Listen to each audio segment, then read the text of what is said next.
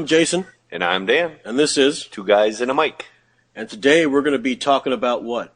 Jehovah's Witnesses. Ooh. Oh, Jehovah's Witnesses. Awesome. And we have from Parts Unknown.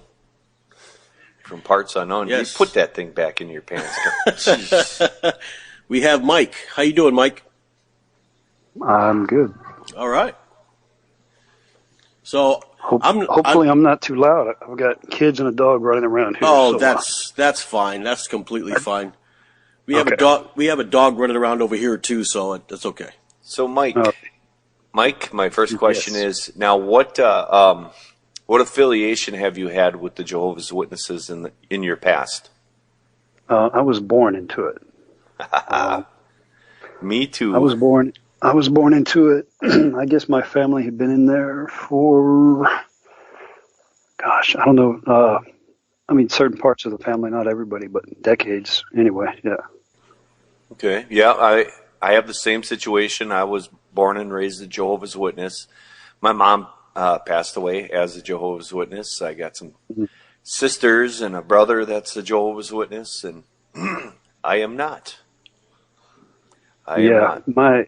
My entire family has either died in it or gotten out of it, with the exception of one uncle. And I'm talking out of a couple, a few dozen people. He's the last one standing, and he's old, man. He's up there in age. So okay. Do Jehovah's Witnesses eat right, or do they just like everybody else? They just eat fast food and. Oh yeah. Okay. It's personal choice, just like anything else. I was never a Jehovah's Witness, so right. I don't know. But for most of this show, I'm just going to let you two go at it. I'm just going to listen and learn. Oh, okay. Well, Mike, one question for you real quick is, what do you get when you cross a Jehovah's Witness with an atheist? Me. No. You get someone who knocks on your door for no apparent reason. Yeah. So, one of the things I want to discuss about the religion Jehovah's Witnesses, first and foremost, this I want to get out there is God's name is Jehovah, Yahweh, which in English is Jehovah. This is a fact. Right. No matter what church you go to, they call him Jehovah. And that I do believe, because if you're going to pray to somebody, there are so many gods out there that people believe in. Why wouldn't you call them by name? Right. Correct? Yeah, I dealt with that a lot. Growing up, especially, all the kids in school, God doesn't have a name, or God's name is Jesus, and all this different stuff. And like, no matter what, I've been had to sit down and actually read all the books, So correct. Yeah, I mean, if you go back, there's references here and there where people's eyes would light up, like, oh, like what is it? Indiana Jones, The Last Crusade.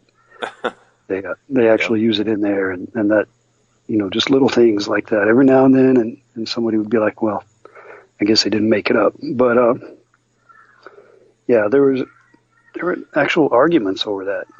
I remember growing up, man, just crazy stuff. People get so easily offended by things from, being uninformed. But do you go to church right now? Oh no. Before we keep going, let's just lay the foundation here.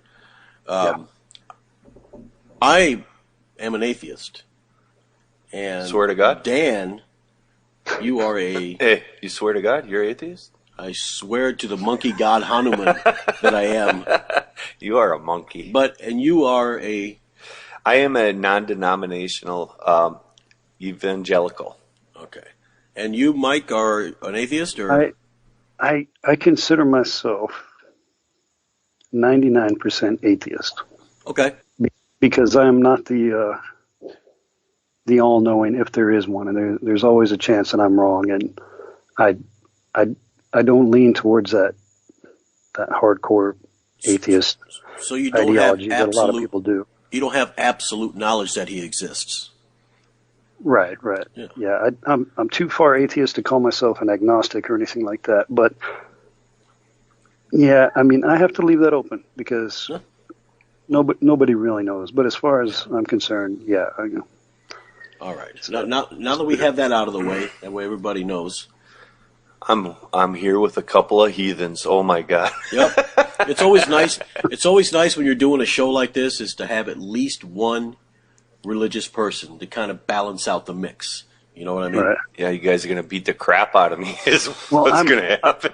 That's another place where I think I'm unusual. Is I don't have a problem with religious beliefs and all that kind of stuff. Because I grew up in that.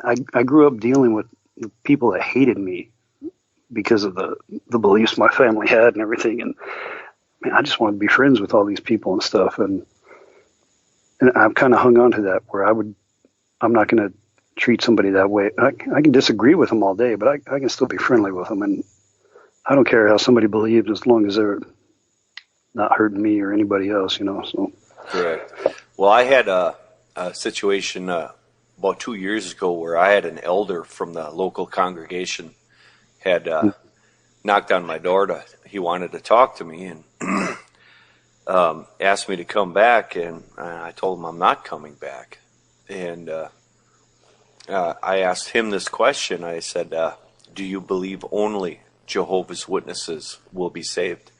And he says, no, I don't believe that. And I says, then why do I have to be a Jehovah's Witness? Right. And he couldn't answer me. Right. And yeah, that was a very striking time, to hear that from him. Yeah.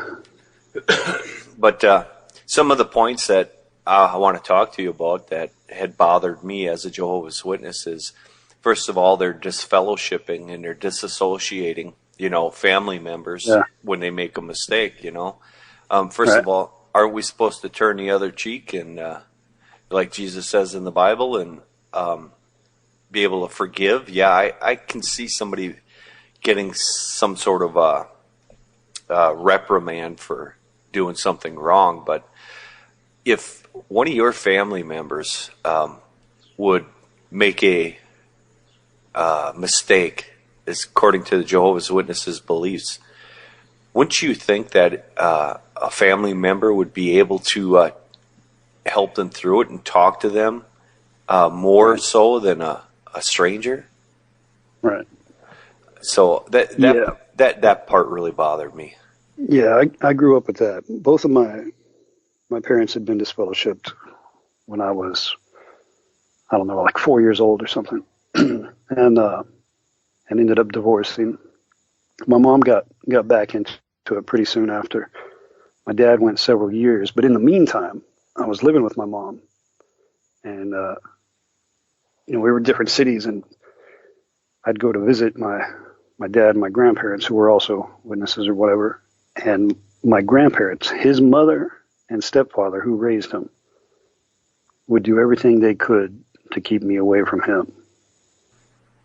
Unbelievable. So I didn't really start getting close. I mean, I always felt close. It wasn't like we were strangers, but I didn't really get close to my dad until I was probably 16, and I could start dealing with some of that stuff and controlling how my visits went and everything. And after that, I mean, we became really good friends. But he had already been reinstated by that point, And I think part of the reason he went back, honestly, was he had nobody. He lived in a pretty small town, like 25,000 people. Okay. I think they had two congregations at peak, and all his friends and family were there. He had to see everybody every day with his job, and I think part of going back was just relieving that pressure. I'm not sure his heart was really in it as much as necessity, Correct. But, now, what do you think was the reasoning behind your grandparents trying to keep you away from your dad?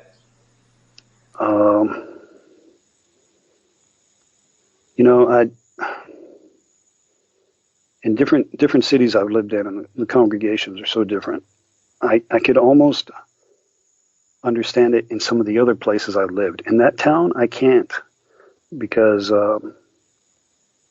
they had other close family who were not active. You know, they were inactive members, but they didn't have any problem with them. Right. But I guess because my dad had been very active, it was a bigger deal. Of course, my grandfather was an elder. Okay. So that didn't help, you know. Right. Right. But I don't know. I mean, they're all three dead now. My dad died in 2003. Okay. I kind of want to believe at that point that he felt some peace. I don't care if he was right or wrong, but I would like to think he believed strongly at that point, and that was some kind of peace, you know. But I don't know, man. I can't comprehend why they did that or why anybody else has done it. And I've seen it go both ways. I've seen where friends and family were still totally cool to the ousted one, you know. But right. Not that case. They did a lot of damage for a lot of years with that, you know. So right. I never forgave them. I still don't. Right. I had a sister that was disfellowshipped, and my mother was told not to talk to her, and it's like, that's her daughter. You know, you can't do that. You just can't do that. I just totally was in disagreement of the whole thing. I eventually had, at the age of 16, I think it was, I myself got disassociated. I never got baptized. And my mom refused to not talk to me. Well, obviously, I was still living in her house. I was only 16, but yeah, I kind of screwed up big time there. I stole a car and got caught. So yeah, that kind of hindered that. I don't know. At the age of 16, I was playing guitar and chasing pussy. So that's. I wasn't stealing cars. Well, I don't steal cars anymore. I was playing guitar also. That caused enough heartache on its own. Yeah, that's true. Well, the funny part is I ended up becoming a county cop after I graduated high school, so I guess I learned. Right. But what town was this? Was this like Sweeney Switch or something? No, I was in well, Andy Griffith was the sheriff. Now, I got a question for both of you. Do you guys know exactly how the Jehovah's Witnesses started? Like with the Mormons, with Joseph Smith finding the golden plates in upstate New York and all that stuff. Do you know how it started? Because Charles I'd like to learn. Russell. Charles Taze Russell. Yeah. Yep. Okay. Go ahead. I could have gone on for days and given you details up till about 10 years ago, but at that point I was really letting it all fade away out of memory. But yeah, there's the name, and if you want to continue with that, go ahead. Well, just a brief history, because like I said, I'm still learning here. Charles Taze Russell in the 1800s. He, I guess he just pinpointed the name. It wasn't Jehovah's Witnesses then. It was, wasn't it Watchtower or something? Or I think they went through 2 or 3 different names in the beginning. I can't remember. There was even Witnesses of Jehovah at one point, but now, like I said, I don't even remember that could have been a completely different organization. Well, there was also Charles Taze Russell had started the Jehovah's Witness religion after doing a lot of research in the Bible, and then after he was like the president of this religion, and after he had passed away, I guess there was another branch of the Jehovah's Witnesses that grew out of that initial group, and they're called the Russellites, after Charles Taze Russell. And then there was a Rutherford that became president of the Jehovah's Witness religion. And they're the Rutherfordites? No. No, now they're called the Ruthershevys. Oh, okay. But one of the things that I really had a problem with when I was associated in that religion is I got to a point in my life that I wanted to serve God. I wanted to serve Jehovah.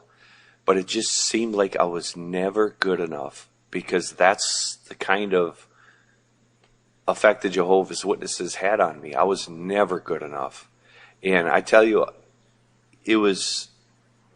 I felt like growing up I was depressed all the time, because, you know, they kind of teach you you're not good enough, you know. And I went out in field service, which is door to door. That was just the Mormons. I thought the Mormons did that. But Jehovah's Witnesses never knocked on your door? No. Mormons did. Wow, really? Well, that's because you got that satanic emblem on the front door. Dipshit.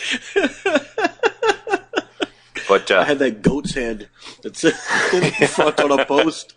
but one of the things that I realized is it's been 10 years now for me too. My previous wife passed away from cancer, and when she was still alive and she was in pretty rough shape, we had started watching televangelists on TV, and one of them was Joel Osteen. And, you know, I started listening to him, you know, as a Jehovah's Witness. They tell you, oh, that's wrong. You can't listen to anybody else.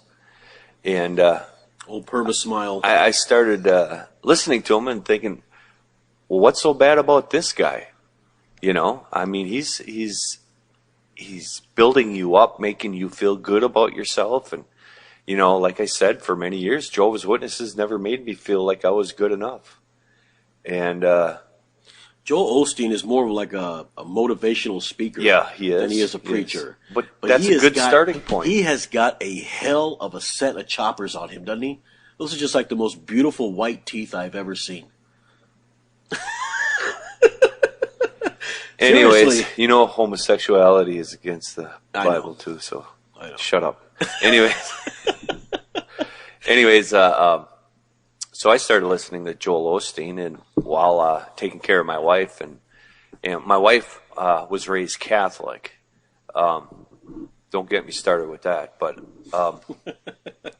so after my wife passed away, there was a certain church that she wanted to go to before she died, but she never was able to because she was pretty sick. And I said, you know what, I'm going to do it. And my eyes just opened.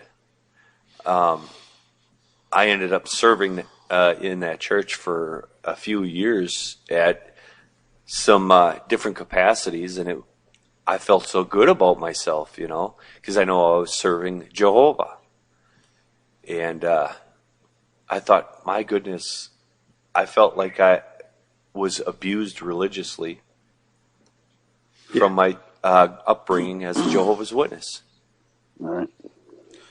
The only thing I have a problem with when it comes to that is the word that you used, serve.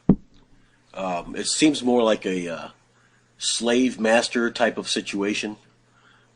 Like you're a servant, you're a slave to this church. I just can't get into that. Well, let me ask you this: if let's say your wife got a job, and she's making really good money, yeah, and she says, "You know what, honey? You don't have to work no more because I make enough for both of us." Yeah.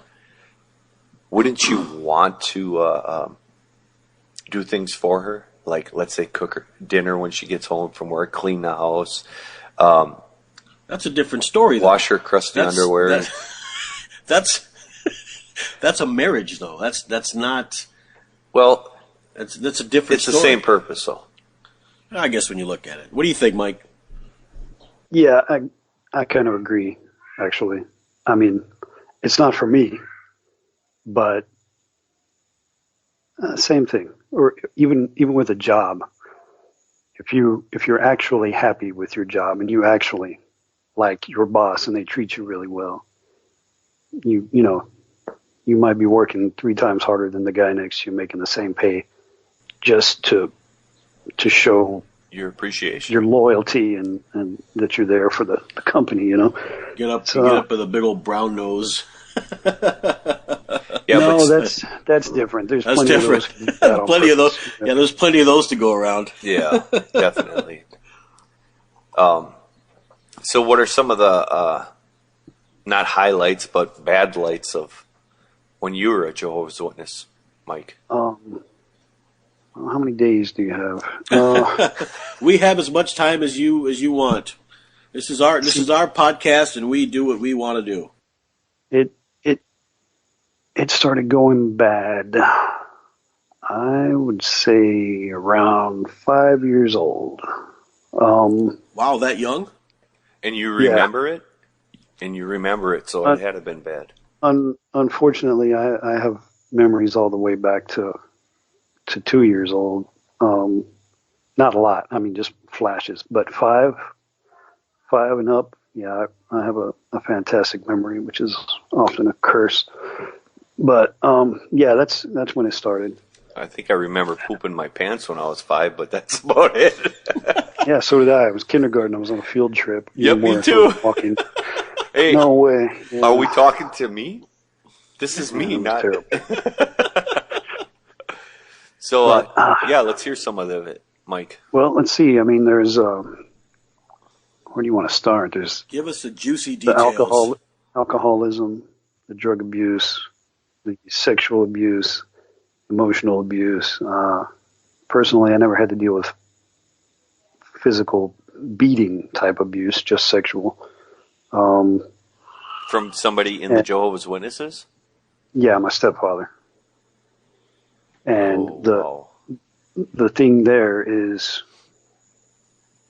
it wasn't just me. It was me and my brother both. And it started with my brother and got to me a few years later. And my brother never told anybody. And he told me not to tell anybody, so I didn't. And I remember him kind of like trying to give clues, but he didn't just come out and say it for whatever reason. And I didn't come out and say it right away. It took a while. And it got to the point where I was setting traps at my bedroom door to wake me up if anybody came in there, which worked. But every time it worked and I set a trap, it was like my mom coming to check on me or something, you know. And she's like, what is this mess? You know, like a guitar propped up against the door so it would fall and make a noise, you know. Yeah. Right.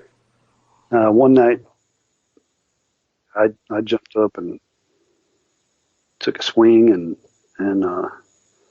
started yelling and making a big scene. And I woke her up and everything, and that was the breaking point. And of course, how old were you? 10, 11, yeah, 10 or 11. So it was about 3 years for me, off and on. My brother, he'd moved out and gone to stay with my dad by that point, so right, good for him. But you know, the problem came with my mom going to the elders in the congregation, and it wasn't call the cops or anything like that. It was the shit that you're hearing about in the news and stuff, you know, these lawsuits and everything, right, with them trying to hide it. Well, like the Catholics. And it went with us, with everything. It went that way with his drug use and the drinking and everything. It was the same thing over and over again. And we suffered. The whole family suffered with this guy for years and years till we finally had enough. So he was a chameleon. He acted perfect when he was at Kingdom Hall, but right, behind closed doors, he did what he wanted. Right. If I remember, he got a private reproof for that stuff with me. Are you kidding me? No, I'm not. Not even a public, because it was so severe that they didn't they didn't want anyone asking questions, period. You know what I mean? Yep. Yes. Instead of taking a chance of anybody finding out at all, they just kept it as low as possible. I can't believe My they didn't go to father the police. never even found out. What's that? I said my own actual father never found out. I couldn't tell him. There was no way I was going to tell him. He probably would have killed him. He probably would have. He was a shooting man for sure. But, well, let's talk about some points that through the last 10 years I've noticed that have been really bugging me is now the word Trinity we know is not in the Bible. Right. I had asked an elder, a Jehovah's Witness, I said, do you believe in Jehovah, God the Father? And he said, yeah.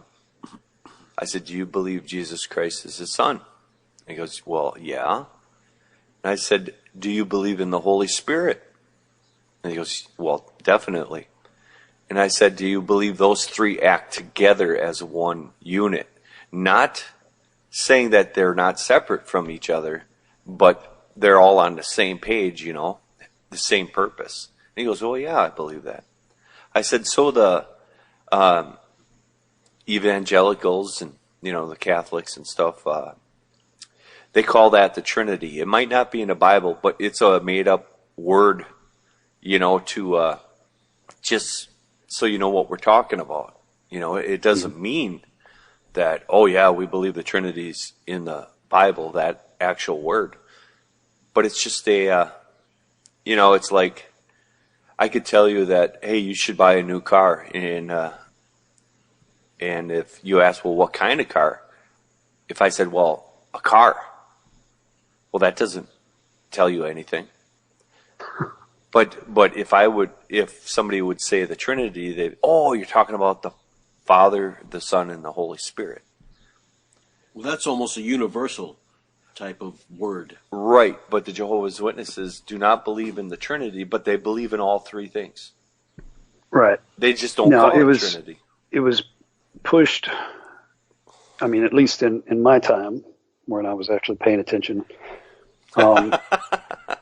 it was pushed on us as though everyone outside of the witnesses believed in the Trinity as like some mythical being that was actually three in one.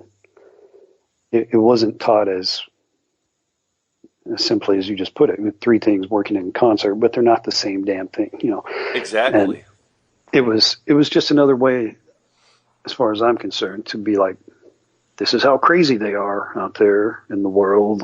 Mm-hmm. They think these three things are separate but one at the same time. And I suppose there are people who do believe that way, but I think with the witnesses, it was just another tool to show us how we were sane and logical and everybody else was crazy. Exactly. That's why I think that you Christians and everybody else that's religious are just a bunch of Fruit Loops.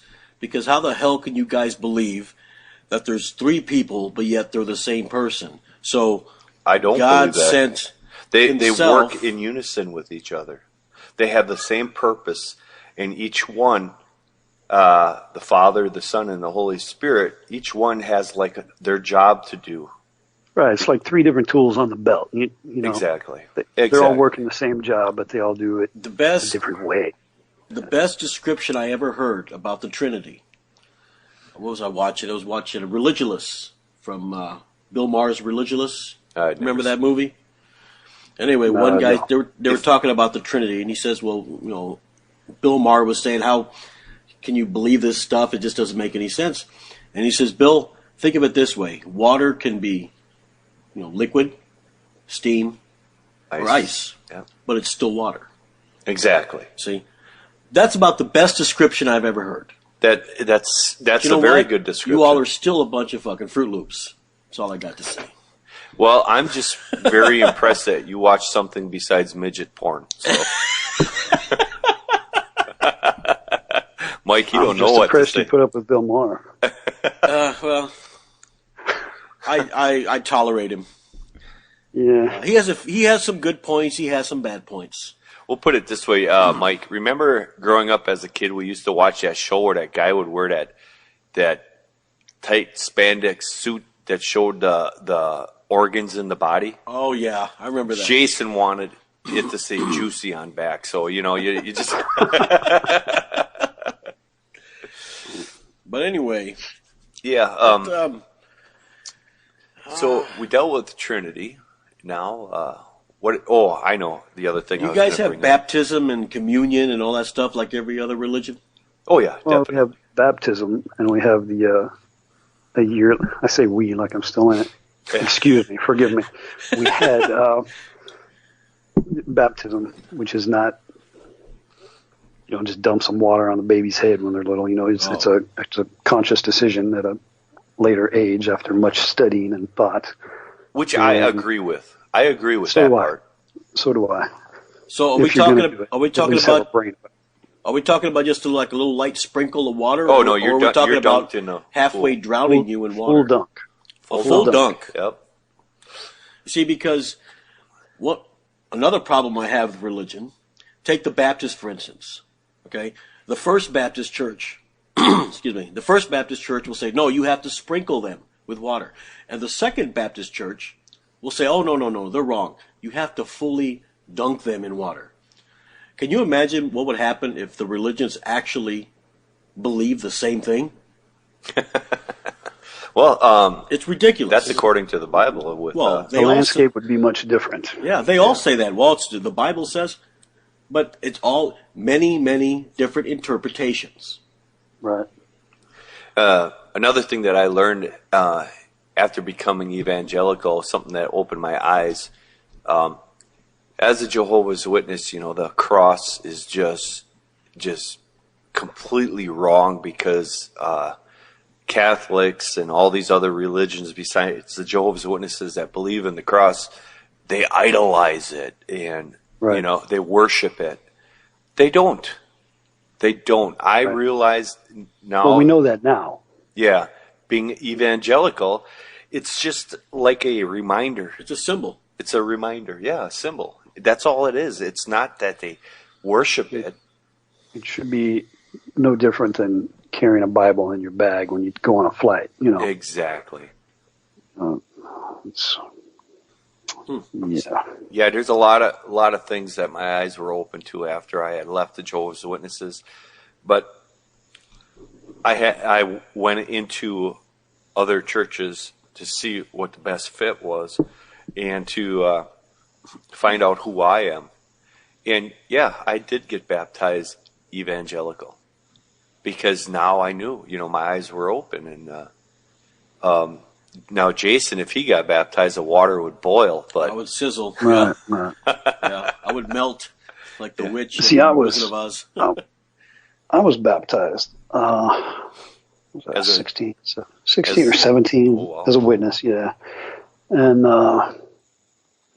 let me think. If I try real hard, I am either publicly or privately reproved or neither, but I was never disfellowshipped.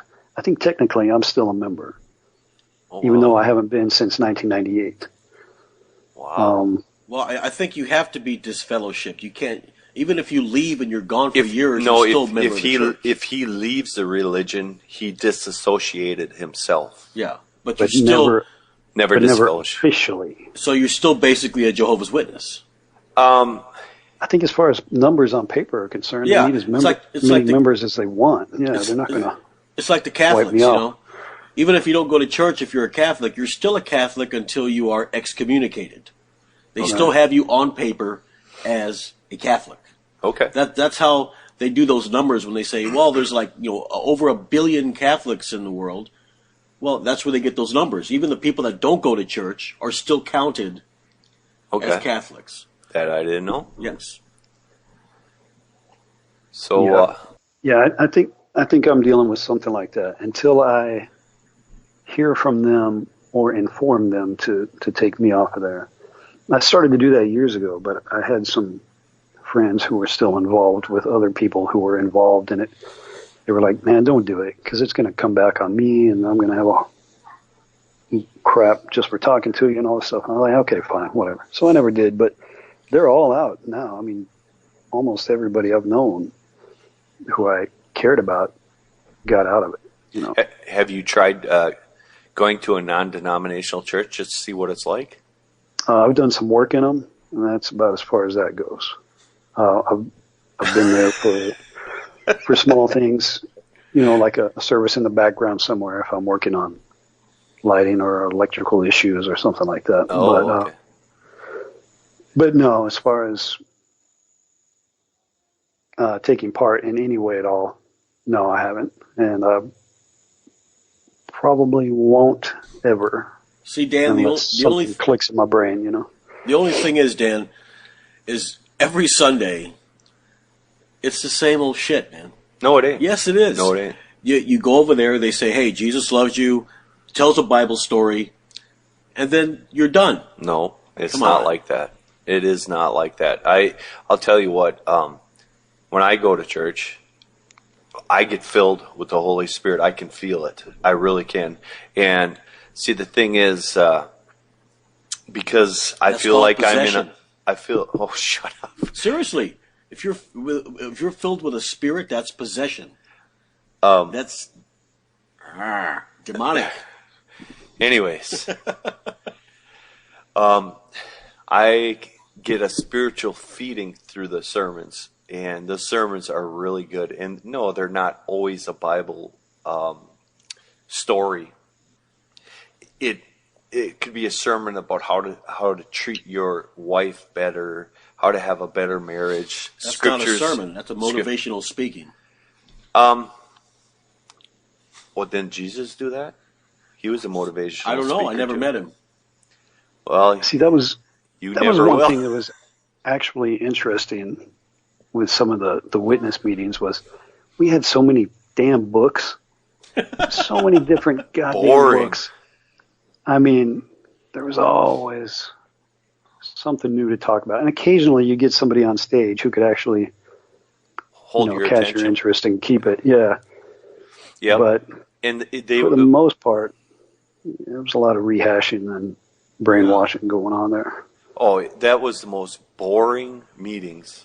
And then the Watchtower study after the. Well, you read a paragraph and you answer the question, which is one of the sentences in the question. Well, I can figure that out without having to being given a question. Come on, lighten it up. You know, do something. Well, that's the whole part of the brainwashing process. They speak about a certain subject. They give you their interpretation of it, and then they expect you to believe it by repeating it. In other words, don't think for yourself, Dan. Right. We're going to do the thinking for you. Yeah, I think I got a lot of family members who don't want nothing to do with me anymore, but that's fine because I'm still a good person. Just because I left the Jehovah's Witnesses does not make me a bad person. No one. There's a lot of people who are religious that are great people. Right. But then you got some pricks out there who are religious that just are just people you don't even want to associate yourself with. Right. That's why we got Mike on Skype because we don't want to. No, they're egotistical, self-righteous shitheads. You get that one, Mike? Yeah. But that's why I try not to get involved in the religious stuff. It's just leaving. From all the people I've talked to, it just leaves a bad taste in your mouth. Mm.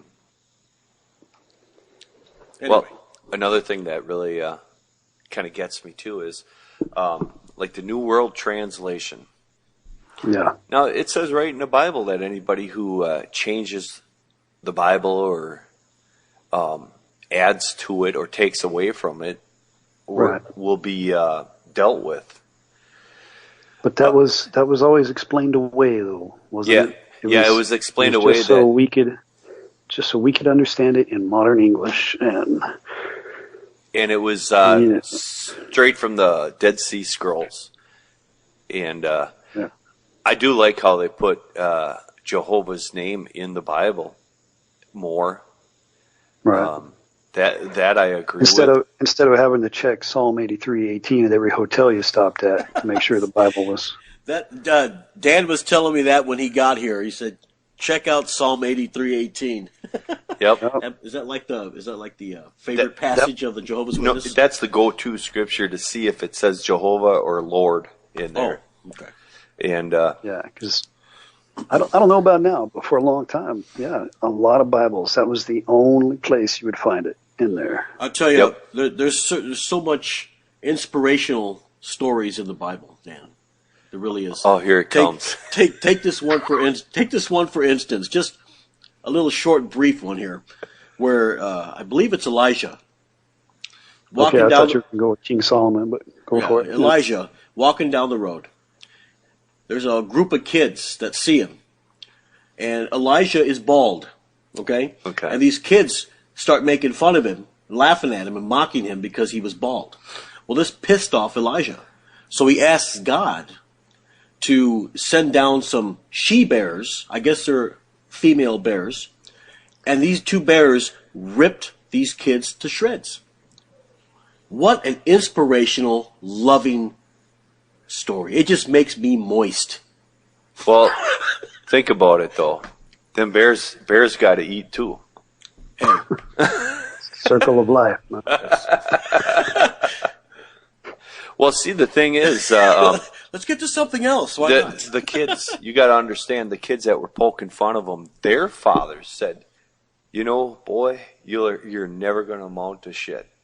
Well, they sure did after getting eaten by the bear, huh?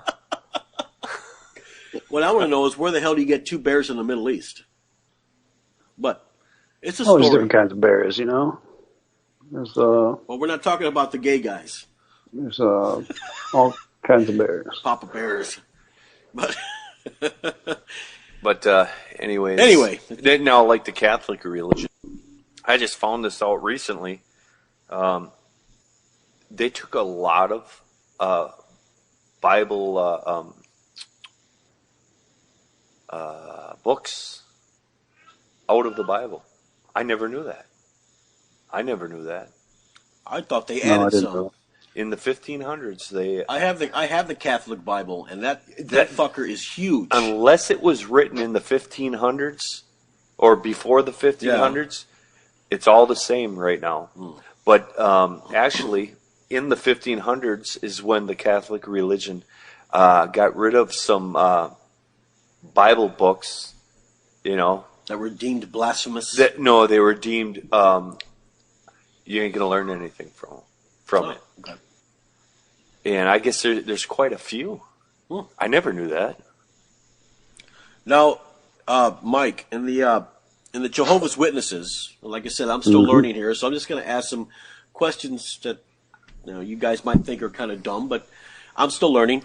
They're going to be Were sexual. there I can tell. were there like prearranged marriages, any No. type of stuff like that, like No. they do in the Mormons and No. No, No. not prearranged, but there were definitely motivated setups where Yeah. people tried to work things a certain way with certain people, or of course they would want. I always- encourage you Yeah. to go after the more righteous. Yeah, they always try to set me up with the ugly fat Right. ones.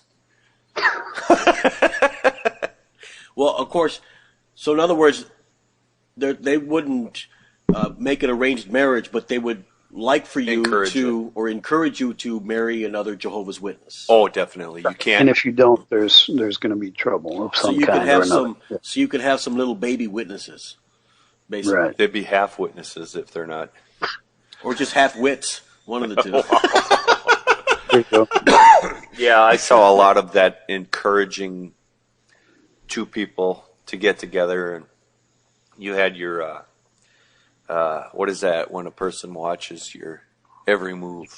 Roan, yeah. They chaperone. Oh yeah. Well, they want to make sure that you're pure. I mean, and that here comes another question for you, Dan. I mean, you can answer this, Mike, if you want. Being that it's a religious sect and they have their certain beliefs. Oh, here it comes. I know it. When he starts laughing, it's going to Laughing be before dumber than finishing, shit. yeah. Did the girls shave? I don't know. I never got to be with a Jehovah's Witness girl. I got kicked out. I know the Amish don't. But anyway, Well, how do you know that? trust me, I know. Did they shave? Well, are you talking about Their legs mustache? and armpits or pubes? You know, I Pubes. mean, Come on. oh, Pubes. well, yeah, sure. Some do, some don't. There you It's go. the same as See? anybody else. That's the answer I want. Yep. They wear nothing but burlap underwear. Ooh. And Ah, well, I don't know about that, but yeah, I know. no. Here's the simple fact that it's hard for people to deal with, and it goes for a lot of religions, I guess. Is if you actually live the way they want you to, you can have a really long, healthy life. It might not be the happiest life because Right. you're going to miss out on a whole lot of stuff. Yep. But you're going to be happy, healthy and safe in most accounts. And it's not a bad. There's plenty of good that can be taken from it, Right. just like a lot of religions. But Don't get me in the wrong. end- I respect the Jehovah's Witnesses for what they do, but as far as being able to live their life that way, but as far as well, that's because most of them aren't. They just don't get caught, you know. yeah, but being accepting of others, that really bugs me. but are they like the Amish where they have their own little community? Pretty much, yeah, yeah. Um, Where you not only a local associate with Jehovah's Witnesses. Okay. If you Right, associate associate. outside of that circle of love, they kind of frown on that. and that's one of those weird things. And there's a lot of weird things that varies from city to city, state to state, and everything, where different congregations, depending who they have running the place, are a lot more tolerant of certain transgressions than say they are over here at this other one. You know, there were, for example, the place I lived, I couldn't get away with a whole lot. The place I visited all the time, you could do damn near anything you wanted to, as long as you were Deemed doing a it with the Jehovah's right Witness. people. Yeah. Right. Yeah, I had That's an elder in a different congregation years ago have a talk with me during one of our Bible studies, our personal Bible studies, and I started asking him some pretty good questions, about his belief in this and that, and he says, Dan, I know that I want to make it to heaven someday. And this elder has passed away since. But he says, I don't know if I believe everything the Jehovah's Witnesses believe. Because he used to, he was retired, and he had 50 different Bibles. And he did a lot of research in the Bible and different meanings and stuff, What a waste of brain space. But he said right to me, he goes, I don't ever want you to tell anybody in the congregation, but there's certain things that I just don't believe in that the Jehovah's Witnesses believe. And this is an elder, and he told me, he said, I guess I'll find out someday when I die. Yeah. It's like, Well, he's not the only one the Because- only elder that would have said that kind of thing. right, because he's allowed to think. Because he's an elder. That's why. He's one of the leaders of the flock. Right. He never taught anything outside of what the Jehovah's Witnesses organization teaches. He never taught anything outside of that. But when I started questioning things that I was like not totally in agreement with, he said to me that there are some things that they teach that I just can't grasp. Yeah. So Yeah, I've actually gotten wind of that from somebody I knew very well.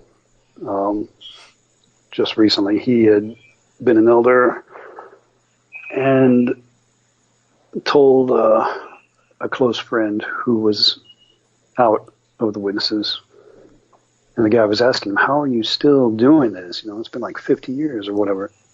And the story, assuming everything was told truthfully, was you got to know how to play the game. Yep. You have to be Basically, play the game, believe the parts that you want to, questions the other ones, and if you're gonna, just keep your questions to yourself. Because he was happy in the organization, and he had that elder's power trip that a lot of them get, I guess. But happy enough to stay in it. Right. But now, do they take the Bible literally? Oh yeah, definitely. There's Yeah. a lot of symbolism in the Bible. There's a lot of I know, but I'm talking like the 6-day creation and Adam and Eve and all that shit. we believe in it, but the 6-day creation, you got to understand. There's a scripture in the Bible that says that one day is like 1,000 years to us. So when it says that God created the heavens and the earth, let's say in one day, well, that was actually 1,000 years. Right. Well, because and then you get the book of Revelation. They don't take all of that crazy, scary stuff literally, Literal, yeah. but they translate it to something equally scary, but a little bit more believable. well, that's Right. the whole point of religion, is to keep you in fear. But anyway, the reason why I asked is because when you two were in the religion, were the women allowed to talk in church? Oh no, we beat the hell out of them. No, this. I'm serious. Were the women allowed to talk in church? Well, of course, yeah. Yes, they Okay. were, and Well, they see- were allowed to do talks on the stage, but never one at a time. They had Right. to do it in pairs. And the reason Right. why I asked that is because in the Bible, it says that a woman is supposed to be silent in the church, and when she has a question, she has to wait till she gets home to ask her husband in private. Is that in the Old Testament or No, New it's Testament? in the New Testament. I don't know. No, that one must have escaped us. Yeah, I'm not familiar with that one. oh, he's bringing it No, up. the closest thing I could think of at all would be the head covering during prayer. If there is a male anywhere nearby who could possibly have been the one giving the prayer, Right. but for some reason he's not, and she's got to take these steps or whatever. But I can't think of a whole lot of lady restrictions we had, except for we just weren't supposed to touch them without marriage and permission. So, And just like in the Watchtower study, a lot of the sisters, they were called, were able to answer the questions. They raised their hand and yeah. read from the Bible. Yeah. Yeah, here it is. 1 Corinthians 14:34. Let your women keep silence in the churches. It is not permitted to them to speak. They are commanded to be under obedience, as also said the law. And I hear complete silence from you guys. Yeah, because I wish my I'm trying wife to would think of shut how- up more. I'm just trying to think of how that would have been interpreted to fit what I remember. Yeah, I don't. Yeah, you know what? I never saw that scripture. Okay, here's another one. Did women play a big role in the church? Were they elders or Nope. were deacons? No. Or no position of authority? No position of authority. Okay. Well, they're halfway there. What? Hey, nobody said it was an equal rights religion. Right. Okay. What I mean by halfway, Yeah, no kidding. What I mean by halfway there is they're not letting them get to that position of power, but yet they're not silent in church. So they're basically right in the center. They can talk and do whatever, but they just can't. They're it's a happy that's medium. a good question. I would like to hear Jehovah's Witnesses' answer on that. 1 Corinthians. The silence, the closest thing I can think of is No farting. it. Yeah, right.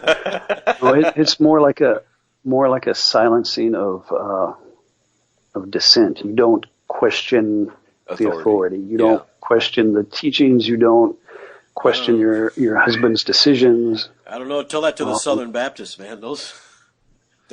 When it comes to taking the Bible literally, those Southern Baptists take the Bible literally. You mean they don't let their women talk? Their women do not talk in church. Man, I got to go to that church. But, oh my goodness. Yep. Yeah, that's a really good question. But I think Mike did answer it quite well for the Jehovah's Witnesses. Can they drive? Can they do like whatever? Oh no, we make can. them walk everywhere. Well, it's like the Muslim chicks. You always see them all the time. But anyway, how do you know they're chicks? Huh? You know, right? They could be. How do you know? They could be of the male gender. I mean, I think. Forget it. I don't want. I'll get shot or something. Clothing, Yeah, Sasquatch. And it could be hairy under there, because I don't know. I don't think that Muslim women shave. I really don't. Well, that's up to you to figure out. I am not figuring that one out. I'll just take their word for it. I do not want to see what's underneath those cloth burqas. Maybe they're carrying their bed sheets with them. Do you ever think of that? Oh. Got some pop-out legs on the back of it. Right? Pop-out Well, I'm legs. taking a nap here. Oh, man. So can you have multiple wives in this organization? You got to divorce one at a time, though. Oh, okay. Are you kidding? I'm out of it, and I'm still trying to arrange that. Yeah. No, I have had multiple, just not at once. No. Mine keep dying on me. I'm on my third wife. The first two died from cancer. You think you would have learned the first time? Yeah. But I'm not going to say anything that'll get me in trouble. No, hey, you're way out there. You ain't in trouble. Yeah, you're already in left field, man. What are you talking about? We always manage to get right to the cliff and just kind of. Well, I've explained this before because everyone asks me, why would you get married a third time after? Yeah. Going through what you did? Tax purposes? No, my dishes were piling up. I told you that. And thank goodness they're clean. Three times. That's crazy. Yeah, I know. Yeah, it is. Well, I'm only on 4. But you want to hear something crazy is my first wife, we were married 19 years, and she cheated on me, and I caught her. And I did not file for a divorce. She did. So I didn't do anything wrong, according to the Bible. Right. My second wife passed away from cancer while we were married. Once again, I'm still in the clear, if you think of it that way. Well, there are certain drugs that can make it untraceable. Wow. But I do know if anything happens to this wife, I will probably marry Sasquatch? No, a latex woman, because there's no way I'm woman? doing this anymore. Get those pocket pussies. No, I got a dishwasher now installed, so I'm good. But yeah, it's it's something that I always kept in the back of my mind. It's like, you know what? I can get married again because I didn't do anything wrong. Because in the Bible it says you're not to marry again if you divorce just because you guys can't stand each other or you're not getting along or that sort of stuff. But I was allowed. That was one of those things that never really applied. There was always an exception, Right, but I really hold that one strong. There's nothing better than in-house pussy. Well, I don't really want any in the outhouse, so I'll agree with you on that one. Yeah. Speaking of that, I gotta poop. Can I go away for about 5 minutes? Go ahead. All right. Hey, I'll be right back, Mike. Okay. Oh man, see the shit I gotta deal with, Mike. Yeah. And I'm gonna have to split pretty soon too, because my wife's got to go to work. All right. Is there anything specific you wanted to ask about? Well, see, we did the Bible literally thing. Their version is the New World Translation. Am I correct? New World Translation of the Holy Scriptures. Oh. Yes. Comes in many, many languages, sizes, colors, small print, large print, softbound, hardbound, you name it. Yeah, I'm a bit of a Bible collector myself. I just see the different translations and how they've screwed up over the years. But Right. well, it's It's a conversation that could go on for days and days if you really wanted to get into the meat and the really good gossip of it, you know. But I'm trying not to. It was hard because before calling, it was like, how much do I want to give up? And it's like, no, you know what? I'm still friends with a lot of these people that if they heard this and it gets back to them, then they're going to be mad at me, and I don't want to upset anybody. But well, they should forgive. Isn't that what their Jesus said, to forgive? No, that's what I'm saying. They're all out of it too now. So okay. They don't have to forgive me anymore. But I should have planned ahead and gotten permission from some of these people and just let it fly. But there's some good gossip, man. It's let me tell you, it's better than high school. Better than any high school gossip. That's for sure. Yeah. That's one heck of a weight loss program. All right. Mike's going to have to leave shortly, so if you have any other questions for him. You got to leave. Yeah. Unfortunately. Yeah, his wife's going to be going to work. But your wife is going to work? You know, we could make a part 2 of this. It's not like we've exhausted every angle.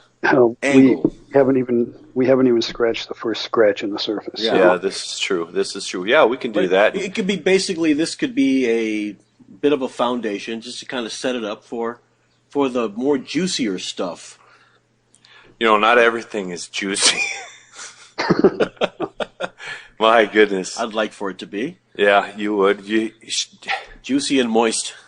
I just don't have anything to say about that. Here, smell my fingers. Oh, he's sick shit.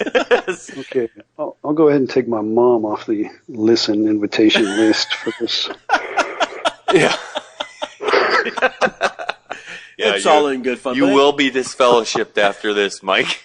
But anyway. Right? Man, it's about damn time. Yeah. Right? It's what I've been waiting for. It could have happened sooner. But anyway, like I said, if you got anything else for him, I'm pretty much Mike exhausted my questions, except I might have some more next time. Okay. Well, I just want to say, Mike, it was a pleasure getting to hear from you and getting your point of view. We got many more to do. Thank you so much for your time, because Jason kind of gave me a rundown on your situation, so I really appreciate it. Sure. And we should definitely do some more, because I'm sure we both have a lot more interesting details that would give him something to laugh at or cringe at or whatever. That would be cool. Is Jason cringing? No. I love a great story, especially when it has twists and turns and the plot thickens and all that shit. It's great. I love it. Well, Mike, gods and devils and seamen, huh? Yes. What's that? I didn't hear that part. Stupid thing is coming up on me. What'd you say? I said gods, devils, and seamen. Yeah. Gods, devils, and seamen. Yeah, that's pretty much what Jason's all about. So that's what I figured. Let's close this up. Yeah, let's close it up. Right. Like I said, I'll get a hold of you sometime, Mike, sometime in the future, and we'll arrange for another time. So sounds good. All right. I'll be ready. Okay. So all right. Say your closing. Thanks, remarks. guys. All right. You take care. All right. All right. See ya. Bye. Well, that was interesting, Dan. Yes, it was. Well, to me, it's logical because I've been through it too. Yeah. Like I said, he said we hadn't even scratched the surface yet. Oh yeah. And Yeah. he said he has some horror stories, which would be nice because if anybody's ever thinking about getting into the Jehovah's Witness religion and they hear something like this, it might make them think twice and say, you know what, maybe I'll try the evangelicals. I'll try the non-denominationals. I'll tell you what. As long as they go to a church that things are through the Bible, they don't take it over the top. Yeah. I encourage that. I hope everyone goes to God in prayer and has a relationship with Jesus. That's coming from a Christian. Yeah, he's not speaking for me. Okay. Right. But it's not that I'm trying to talk people out of becoming a Jehovah's Witness. You do what you want. But I'm telling you, I'm just saying these things why I don't want to be a Jehovah's Witness. But you're not saying you're going to go to hell for all of eternity if you don't accept. Exactly. I learned that after leaving the Jehovah's Witnesses that, hey, wait a minute here. I can actually serve God and be happy. Because when I was trying to do that as a Jehovah's Witness, it was just not happening. Because I was never good enough. And that hurt me in a lot of different aspects of my life growing up. And even as an adult, because I was brainwashed and I'm not good enough to be a Jehovah's Witness.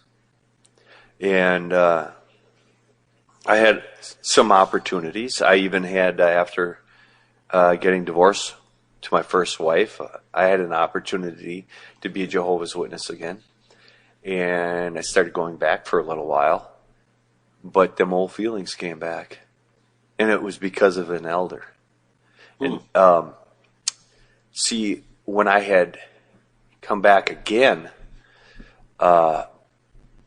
some of the sisters in the congregation, because the word got out that, I didn't have any suits. Right. And you got to wear a suit to church. So I used to wear the nicest clothes I could find, but I didn't have no suits. And one of the sisters, a married sister, had given me a suit. And she happened to be the wife of an elder. And I was genuinely happy because she did this for me without me even asking. And I came up to her to thank her. And she was talking to another sister, and I just kind of put my hand on her shoulder to, get her attention to say, thank you. And she ran off and went to her husband and told her husband that I touched her. There was no bad intentions or anything, and he ripped me a new one because of that. Put your finger in her butt? No. And that kind of started the roller coaster ride. And I'm like, wait a minute here. Are you crazy? And then there was another gentleman there that was a baptized Jehovah's Witness that when he came to the Kingdom Hall before a meeting, he would shake the hands of the brothers and give the sisters a hug. And he pulled me to the side and told me, the elders told me not to be hugging the sisters. I'm going to do what I want. I'm not doing it for any other sexual feelings of any kind. It's out of genuine love. I thought to myself, hell yeah, that's right. I would have done it just for the sexual feelings. Yeah, you would have. Yeah. But I thought to myself, that's right.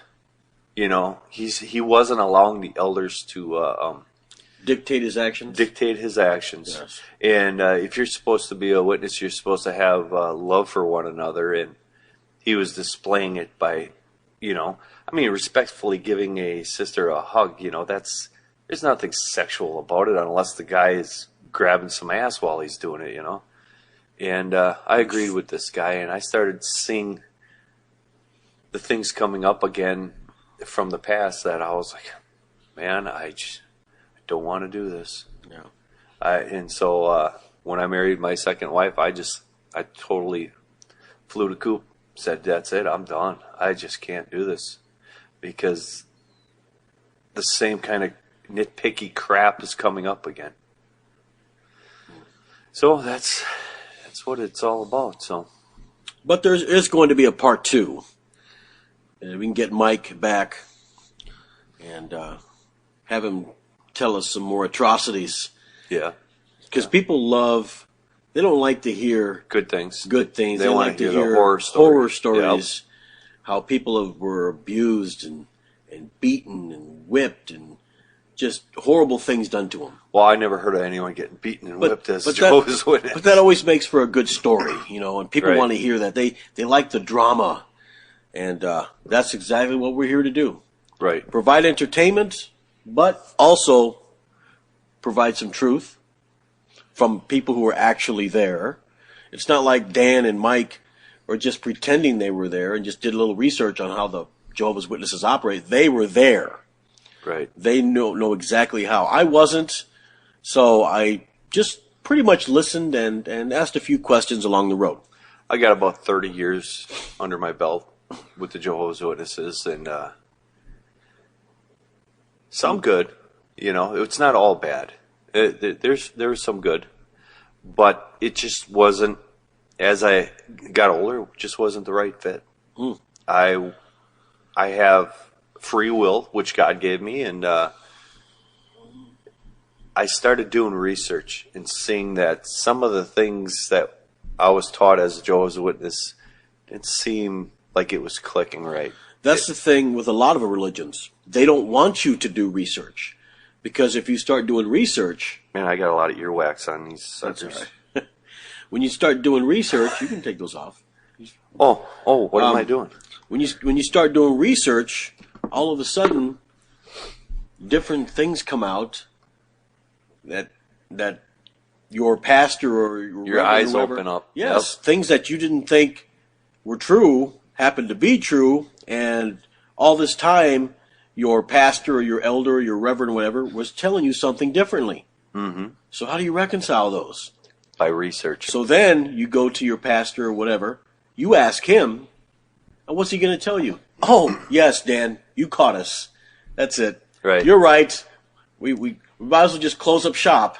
No, they're going to tell you that's wrong. Yep. No. You need to, Because he said so. You need to listen to us. We don't do any research of your own. Just listen to us and just follow what we say.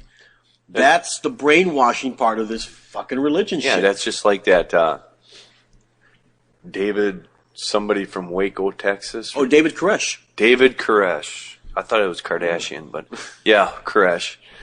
Marshall Applewhite with the Heaven's Gate.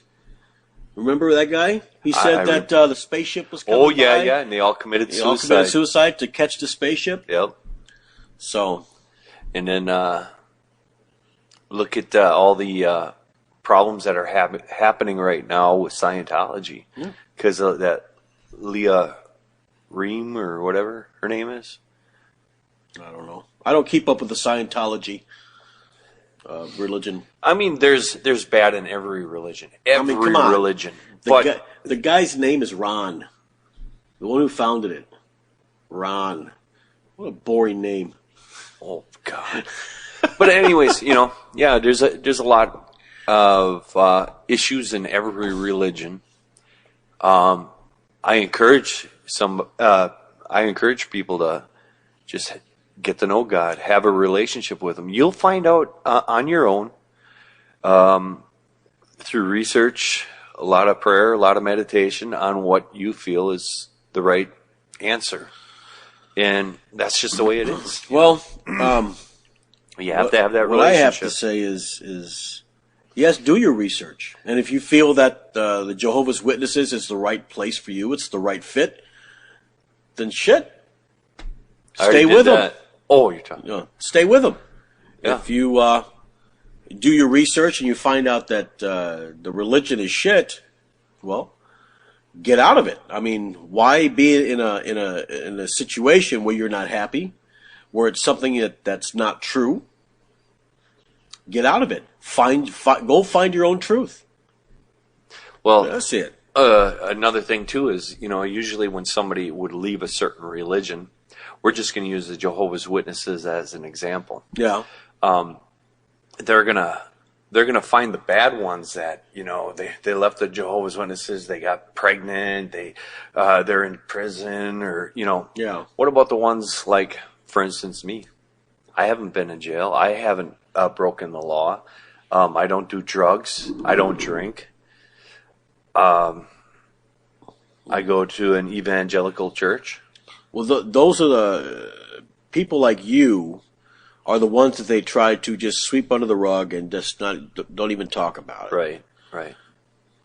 So they want to keep people in this bubble of deceit is what they want. Keep you in this bubble. All religions do at a certain point. Yeah. They want you to like that. That's why a lot of them will want you to like marry into the religion or stay or live around in a community where there are those religious people. That way you don't get any outside influence. Because if you get any outside influence, that's poison. Right. You poison yourself with that shit. You could end up leaving, and that's not what they want. They want you to stay.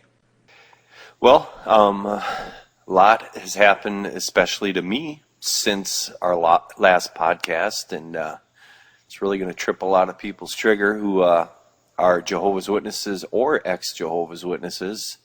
My brother passed away, and he was a Jehovah's Witness who got disfellowshipped, and he was trying to get back into the good graces of the Jehovah's Witnesses, and he had to have surgery, and he opted to not have a blood transfusion because that's the Jehovah's Witnesses' belief. Yeah.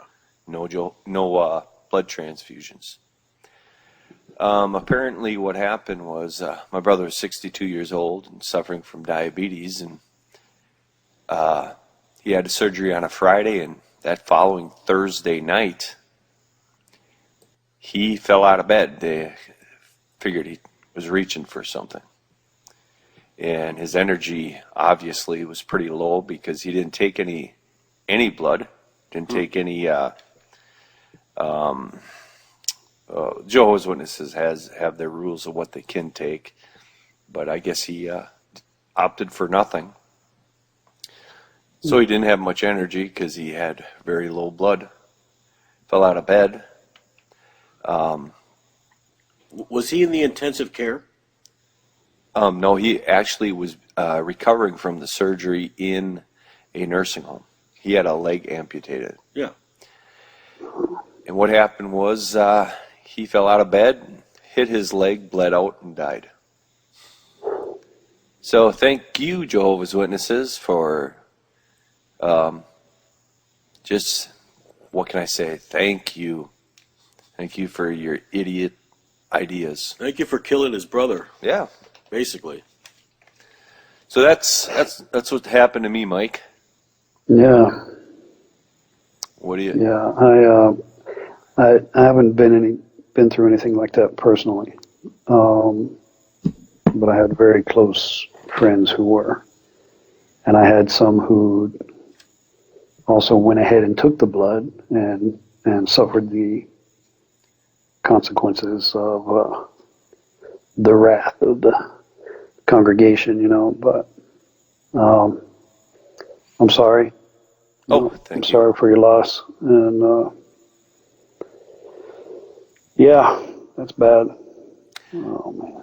I mean, it's that story never gets old, though. It's been going on for so long, and it's like, when is that lunacy going to end? Well, before we get into any bad experiences that you had, I just want to bring up some research that I've been doing, because obviously I'm very upset over what had happened, and so I started doing my research double time, almost every night this week, and the information that I have gotten for you guys, I want any ex-Jehovah's Witness or current Jehovah's Witness, research it. Don't go by my word. Research it, and you will see that what I'm saying is not a lie. And if you have a story to tell, just email it's two guys and a mic at gmail.com, and if you want to be on the show, we'll get you on. But you have to have Skype, because Skype gives a nice crystal clear sound, better than a phone.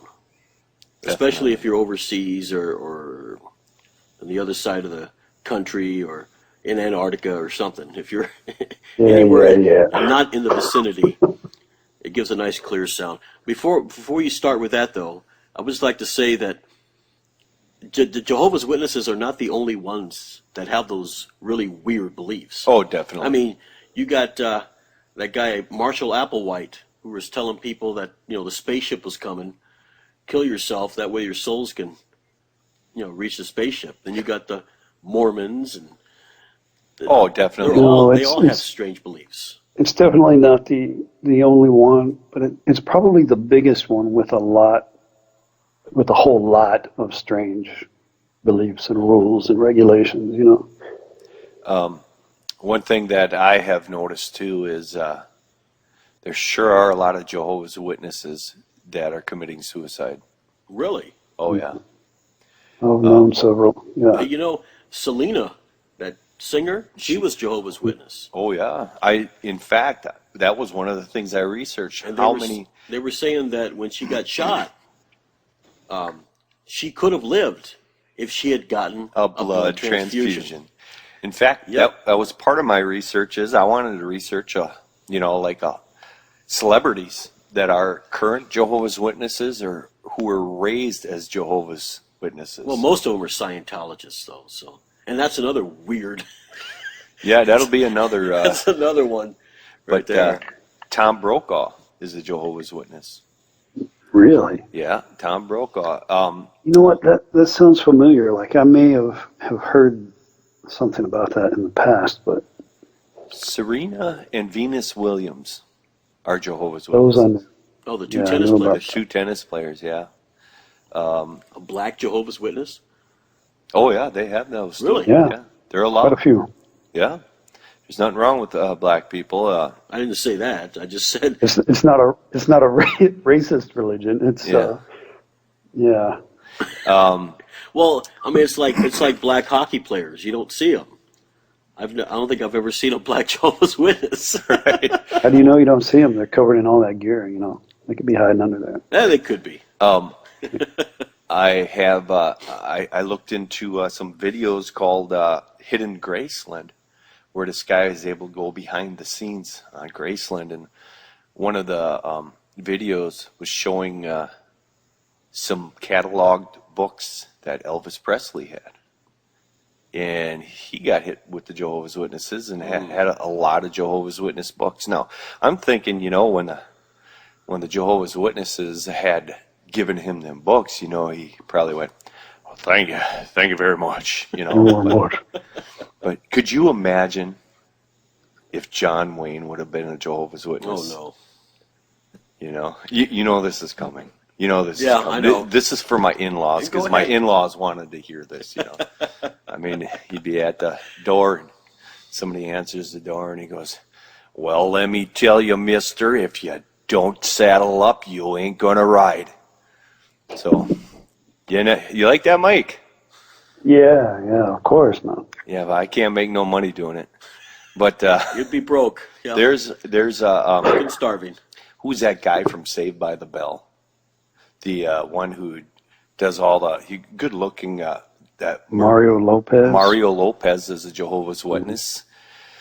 Really? Yep. I had heard that the girl Lark Voorhees. Lark Voorhees. Yeah, she was. I never heard he was. Yeah. Yep, she's a practicing Jehovah's Witness.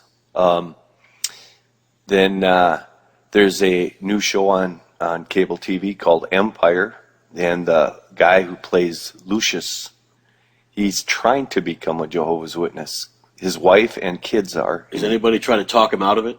I don't know. Maybe I should start. Right? Yeah. It's like, you just quit while you're ahead. Yeah, no kidding. Prince, you got Prince on that list. Yep, Prince was a Jehovah's Witness. In fact, my wife and I went on vacation, and we went to Paisley Park, went to the tour, and in one of his offices. You could see a lot of the Jehovah's Witness books in the bookshelf and on his desk. And Michael Jackson was raised a Jehovah's Witness. His mom still is. One of his brothers, Reby, he's still a practicing Jehovah's Witness. I think Reby wobbles, but he don't fall down. Reby, the one nobody's heard of. Yeah, the one nobody cares about. Yeah, but there's always that black sheep, that one. Oh, definitely. But Michael was the white sheep, wasn't he? Yeah. Well, I'm sorry. That was bad. Yeah, he was the white sheep. Come on. You didn't get that? I got that. Okay. I got that. But anyways, he was the black sheep, but then he became the white sheep. Well, I got some information, Mike, that I'm going to tell you about that either you know it or you don't, obviously. But remember we were talking about Charles Taze Russell? Right. Well, I did a little research on Charles Taze Russell. Charles Taze Russell was a Freemason. And when he would go around and preach to these crowds, he actually had his Bible had a cross on it and the Freemason sign on it. In fact, to this day, his crypt has the Freemason sign on it. He actually was in court for fraud and false prophecies. He went to court for this. And some of the false prophecies he made before that J.B. Rutherford took over the Jehovah's Witnesses was he said the world was coming to an end in 1914. Okay? They've been saying that for centuries. Now, 1914, I want you to remember this. Now, as a Jehovah's Witness, you heard that year being tossed around quite a bit. Right. Now, in 1914, obviously, the world didn't come to an end. Maybe for him. Yeah.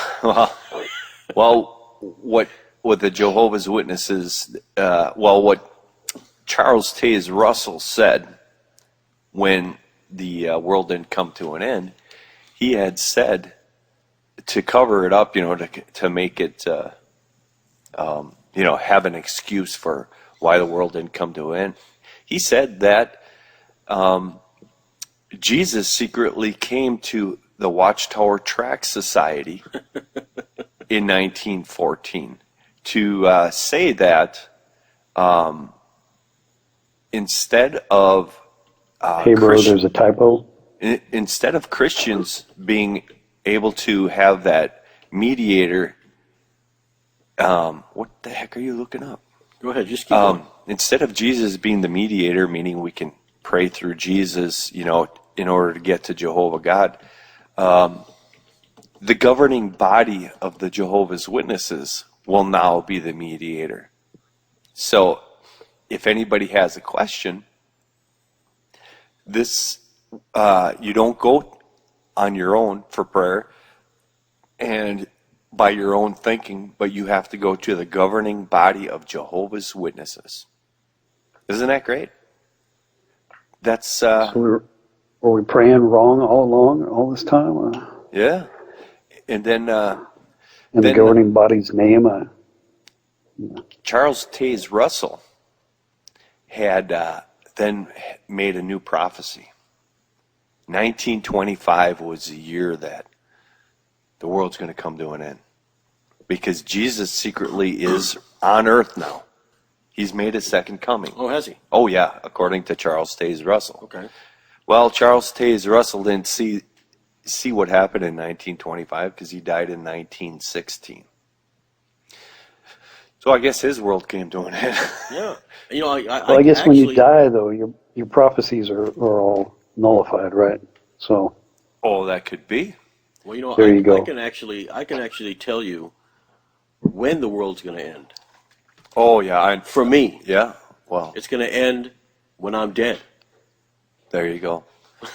I think you're coming back as a tree, a part of your religion. But do you know when that is? What? Coming back as a bicycle seat. Wow. Anyways, you said you wouldn't go there. I have this.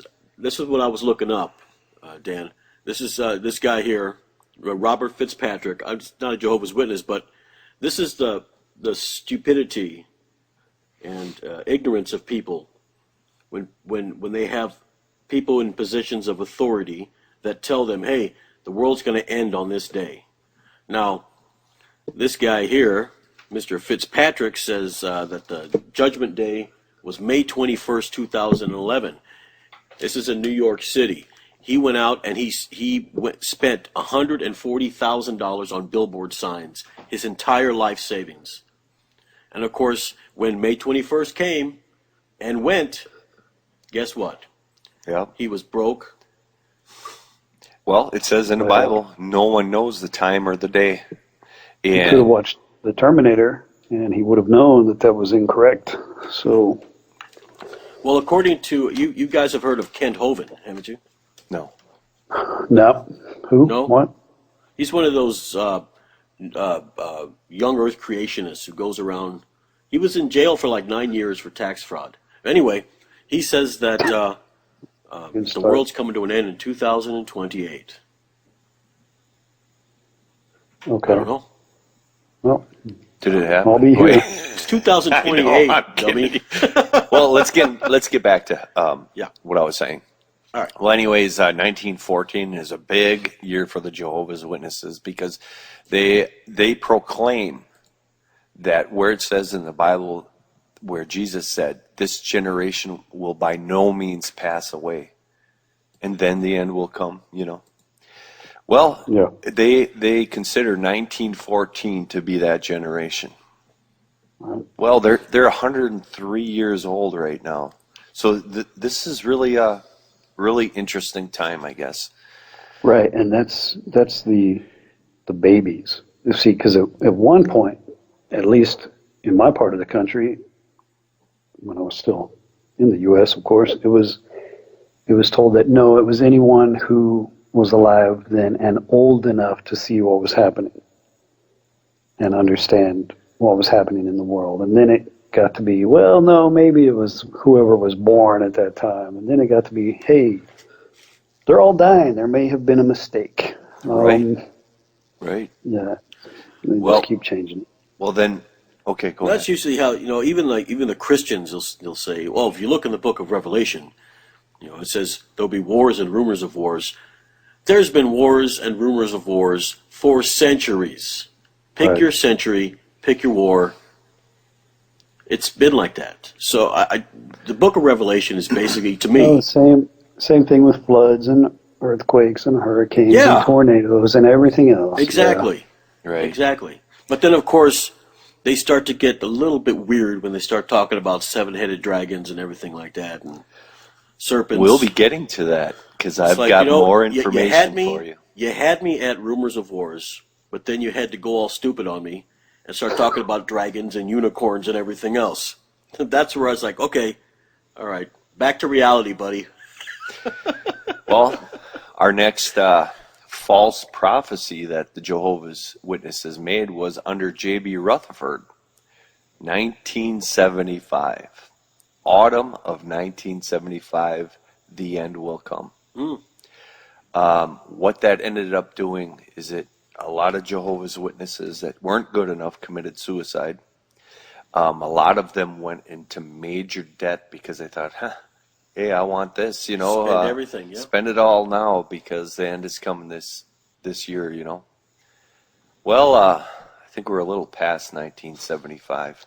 What does the Bible say, Mike, about false prophets? I almost said a bad word. Is he going to the bathroom? No, I said he almost said a bad word. There are no bad What words, does the Mike. Bible say about false prophets? Yep. I don't know. Which time are you talking about? I think there's more than one mentioning there. So. Right. But to beware of the false prophets. Mm-hmm. I wish I had the scripture in front of me, but I'm sorry I don't. But anybody with any common sense can go online, look at any version of the Bible and put in the word false prophet. And, I mean, come on. Jehovah's Witnesses, stop with your, yeah, there you go. Beware of false prophets. King James Version. Yep. Go ahead. Open your eyes. Realize you are being swayed the wrong way. I have so much information for you to prove the Jehovah's Witnesses are so wrong. It's Matthew 7:15 through 20. But it says, beware of the false prophets which come to you in sheep's clothing, but inwardly they are ravening wolves. Well, let's talk about the false prophets in sheep's clothing. Jehovah's Witnesses think they are the what kind of faithful slave is that called, Mike? Faithful and discreet. The faithful and discreet slave.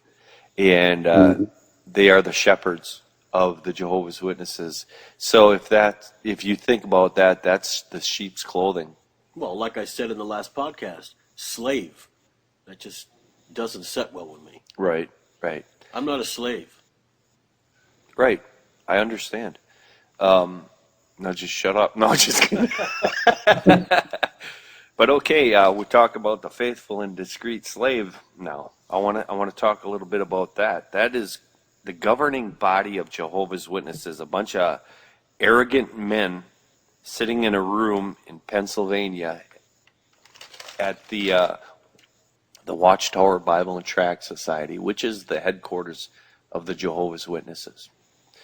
Now, look it up, Jehovah's Witnesses. You can refute this all you want, but guess what? I don't have to listen to it. Listen to this. Go online. Go do your research. I want to tell you about the faithful and discreet slave. The faithful and discreet slave believes, and you might probably heard this too, as a Jehovah's Witness, that seven-headed beast is actually the United Nations. Correct? Have you heard this? Correct. Yes. All right. As a Jehovah's Witness, that's the seven-headed beast in the Bible, in Revelations. Well, if they believe that the United Nations is the seven-headed beast, this is the part I want everyone to research. Don't take my word for it. I'm just telling you this, and it's all up to you to believe this. In 1991, the Jehovah's Witness organization applied to the United Nations to become part of an information sharing group. So they applied to the United Nations to become a partner with them. Directly to the devil's helper. Yeah. Oh, no, but yeah, exactly. In 1992, their application was accepted. They were involved with the United Nations as an information partner.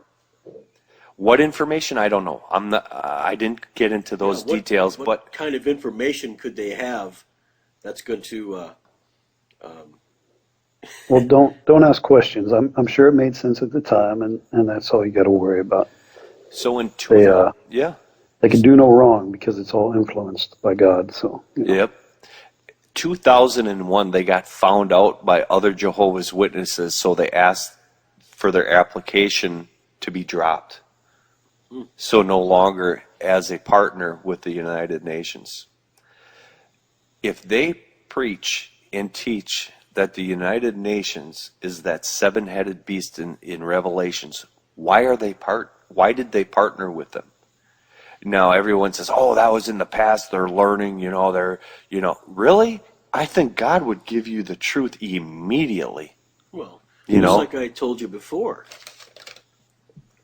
earlier, when I said that the devil, or do the Jehovah's Witnesses call him the devil or Satan? Both. Both. Anyway, Satan is the best friend of the church because he's kept the church in business all these years. If you don't have Satan, you don't have fear. And that's how they control you, by fear. Exactly. If you don't do this, this is what's going to happen to you. How do you know? Well, this Bible says. Well, how do you know the Bible's true? Well, because the Bible says it is. It's a revolving circle. It is. It is. Do as I say, not as I do. Now, the governing body of Jehovah's Witnesses, the faithful and discreet slave, is supposed to be now in their arrogant heads the go-to person from God. So they're actually saying is, it's not Jesus no more. We're the sons of God. We are the faithful and discreet slave. Oh. Now, So they have a direct line to the Almighty? They got a direct line. I think like it's the Pope. Yep. Oh, definitely. I don't know if it's a red phone on their desk or Little what. red phone. They have a direct line. The red bad phone? So let's bad talk. phone. Let's talk about what they believe they are and how they have changed and altered the Bible to express or to show that they are the ones, the faithful and discreet slave, the go-to direct line. In the Bible it says, well, we'll just say Ezra 6:11. I know there's more than one scripture. What does that read to you? It says, also I have made a decree that whosoever shall alter this word, Meaning the Bible. let timber be pulled down from his house, and being set up, let him be hanged thereon, and let his house be made a dunghill for this. Meaning they are lower than crap. Okay? Because you are not to alter the word of the Bible. Especially trying to make the Jehovah's Witnesses people feel that they're the cat's meow. Well, I'm going to give you an example of how they have altered the Bible, which is just a joke. Okay, and then I'm going to give you the Jehovah's Witnesses' excuse of why they did this. Okay, first of all, Philip was asked if he believed that Jesus was the Son of God. All right? That scripture is found in Acts 8, verse 37. I want you to grab that first Bible right there, Jason. What? Which is right behind you. Grab that first Bible. This is the Gideon Bible, King James Version. Okay? Thank you, hotel, for giving me this. Yeah. Yeah. Thou shalt not That's a steal hotel Bible. unless your name is Jason. The only thing I steal are women's hearts. All right, here we go. Acts 8:37. 8:37. It says, but it happened in those days that she became sick and died. When they had washed her, they laid her in an upper room. Okay, you're reading the wrong scripture. Acts 8, verse 37. Oh, 8:37. So you have it. Give him a break, man. He doesn't know how to read a Bible. Yeah. At least we know that. Okay. Then Philip said, if you believe with all your heart, you may. And he answered and said, I believe that Jesus Christ is the Son of God. Okay. This is the King James Version, which is, sure, there could be some alterations through the years, but that's clear cut, okay? Yeah, but you have to understand the translations, that a lot of this is 1611. Right. They didn't have computers back then. They didn't have anything. How do we know it was translated correctly? Okay. I'll give you that. Now I want you to read could from. be worse than Google. I want you to read Acts 8:37 in the New World Translation, which is the Bible of the Jehovah's Witnesses. All right. 8:37. It says nothing. Exactly. They have a line. They have a line through it. Yeah. So what are they trying to tell the people that now they are the Son of God? Have you ever known that scripture, Mike? I don't remember a line through anything. I was about to ask, is that a more recent renovation they did, or was that all along? And then I'm trying all to think, along is since and they then I'm brought out. thinking that I kind of have a feeling there were some things like that somewhere, and the excuse I got was that was indecipherable writings or papers or whatever that were lost all along, Okay. This is 1970 revised edition. Yeah, that's 1970. They still use that edition. They might have a few more words or scriptures they altered since then, but It's still Acts 8:37. Ask a Jehovah's Witness, do you believe Jesus is the Son of God? Then show them that scripture. And that will shut them up. But then I come across the video where a gentleman asked a Jehovah's Witness about that scripture. And you know what their excuse was? Well, the translations, the people who were doing the translation actually didn't know how to translate it into easy understanding words, so they skipped that. Well, why would you publish the Bible then? If you ain't done translating it, don't publish it. But no, the faithful and discreet slave, because I think they're able to, you know what, I should bring a loaf of bread to one of their houses and see if they can get fish and everything out of it. But, this is ridiculous. So, I did a little more research on the New World Translation. This is really going to impress you guys. So the New World Translation is actually a Westcott and Hort findings. Westcott and Hort were reverends and bishops, okay, that put two translations together to come up with what is actually the Jehovah's Witness copied for the New World Translation. Now, the Old Testament is still the same. The New Testament, starting in Matthew, has been altered to the Westcott and Hort edition. Now, Westcott had the Vaticanist text, which was actually, there was a secret chamber in the Vatican that in 400 AD they found these texts. And that is what the Vaticanist text is. You ready for this part, Mike? Mm-hmm. Hort used the Sinaiticus edition, which has straight ties to satanic worship. I'm telling you, they need the devil. Oh, they got That's it. what I've been saying. It's They keeping them got in it. business. Yep. And anybody who don't believe me and you think I'm crazy and making this stuff up, research it, look it up for yourself, and be amazed. I'll tell you, whether it's the evangelicals or the Baptists, the Catholics, they're all associated with the devil. But here's the thing, and this is the problem, and it's the same as the world is facing with Islam right now. Mm-hmm. And that is, when the questions start to come in, it all gets shot back to, it's God's will. And this is happening this way and been done this way, strictly by the influence of God, and that's the way He wants it. Well, I mean, that's what it all comes down to, and that's the problem, and that's what the people listening to this right now, or wherever they are, questioning their thoughts and their beliefs and their hearts, and they have to ask, how much is really God's will, and how much is just complete and utter nonsense? well, And you have to convince your acolytes that all this is true. Let's say, well, we'll use your brother as an example. If your brother had lived, oh, you see, it's a miracle. See what God can do.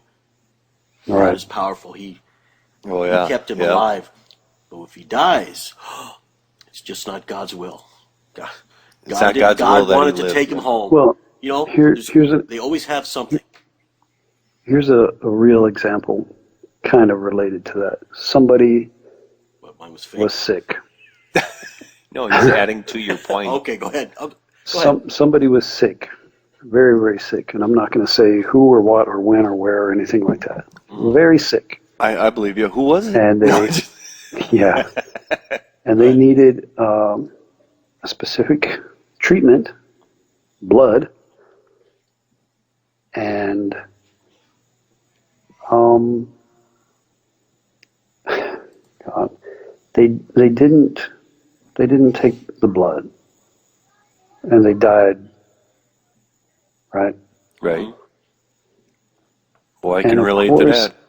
of course, the family who agreed to go ahead and give the blood is punished and whatever. But then there's another situation very similar to that one, where did I say they didn't take the blood? I mean, they did. I don't even remember what I said now. They took the blood, Right. and the person died anyways. But then there's other ones where they don't take it, and they survive. And of course, then it's God's miracle. No, the Jehovah's Witnesses do not believe in today's miracles. There are no such thing as miracles anymore. No, let's not. Yeah, let's not take that too literally for the people who didn't grow up in it like we did. Right, exactly. It's not a miracle, but It was God's will. yeah, let's go with God's will.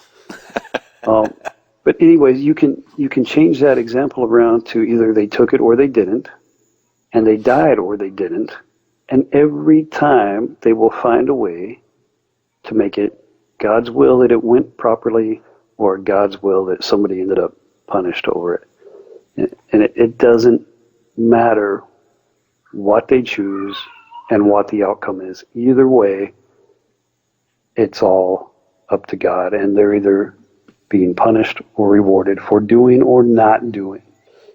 You cannot make sense out of it. There is no pattern. There's nothing. It's just whatever the situation is. It's going to be down to God's will, and Yeah, they turn it to make it fit their needs. right. Whatever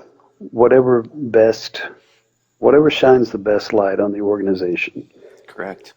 Now, And especially the local congregation involved with the event. Whatever shines the brightest light on them is correct. what they're going to go with. Yep. See, the thing that I want said. I want anyone listening to this is, if you are a Jehovah's Witness or you're an ex-Jehovah's Witness, the governing body of Jehovah's Witnesses say that if you go outside of the organization, researching, do any kind of material that you read, whether you're watching a televangelist on TV or you have a question that you want an answer like now, and you go online and look at something that's not from the Jehovah's Witnesses organization, you are an apostate. You are immediately taking part in some form of apostasy. Correct. Yep. And anything outside of the organization is from Satan. Well, I just want to tell all those people listening, you are not an apostate. I am proving right now the Jehovah's Witness organization are the apostates. They are the false prophets. You need to get out, and you will see how much happier your life will be. You keep God in your life, go to a church that is Bible-based, and you don't ever have to feel not worthy anymore. How about just giving the whole thing up entirely? How about that? No. Because if the Bible, according to them, is the Word of Almighty God, but we all know that it's flawed. We all know that there's contradictions in the Bible. Come on now. There's two creation stories. You get the story of Judas. There's two of those. They contradict each other. Come on. A woman who got pregnant by a spirit. I don't care what they do. It's like he said, if you want to go to another church or whatever and remain a Christian of some sort, then fine. Whatever. Go ahead and give it a shot, and if it works for you and your life is happier and all that, fantastic. And I'm happy for you. Well, and if you want to get away from religion altogether, then of course I'm also happier. It just seems to me that you're trading one type of slavery for another type of slavery. Well, Serving God to me is not slavery. Yeah, but I mean, what makes you think that, you said that Jehovah's Witnesses are the authority figures are full of crap. And what makes you think that, let's say you go to a Baptist church, that those authority figures Exactly. are full of it too? That's a good point. And my suggestion is do your research. If not, part of your research can be is actually going to that church and, feeling it for yourself. Does this feel right to you?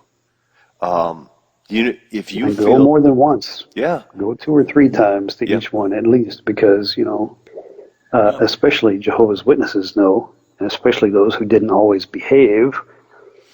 We know that it's easy to put on a mask for somebody fresh visiting, or whatever. Yeah. So do your research intensively. Intensively. Be I saying. like that. Yeah. That's But the perfect. thing is, if you are looking, okay, let's say you get out of that sect or whatever you want to call it, and you are desperately seeking something else. You're already in that mindset. Okay, I got out of the Jehovah's Witnesses. Now I got to find something else because I still want God in my life. So obviously these people, their God wasn't right for me. So let's go somewhere else. Maybe there's another one that, just get out altogether. That's what I mean, like I said, you're trading one for another. Maybe not. It depends on the I think person so. itself. I'm going to tell you. I want to bring this up. I got in contact with a lady from a website that was very interesting to me. It's www.forjehovah.com. These are ex-Jehovah's Witnesses that their stories are so much the same as far as never feeling worthy. No matter what they did, it just wasn't good enough.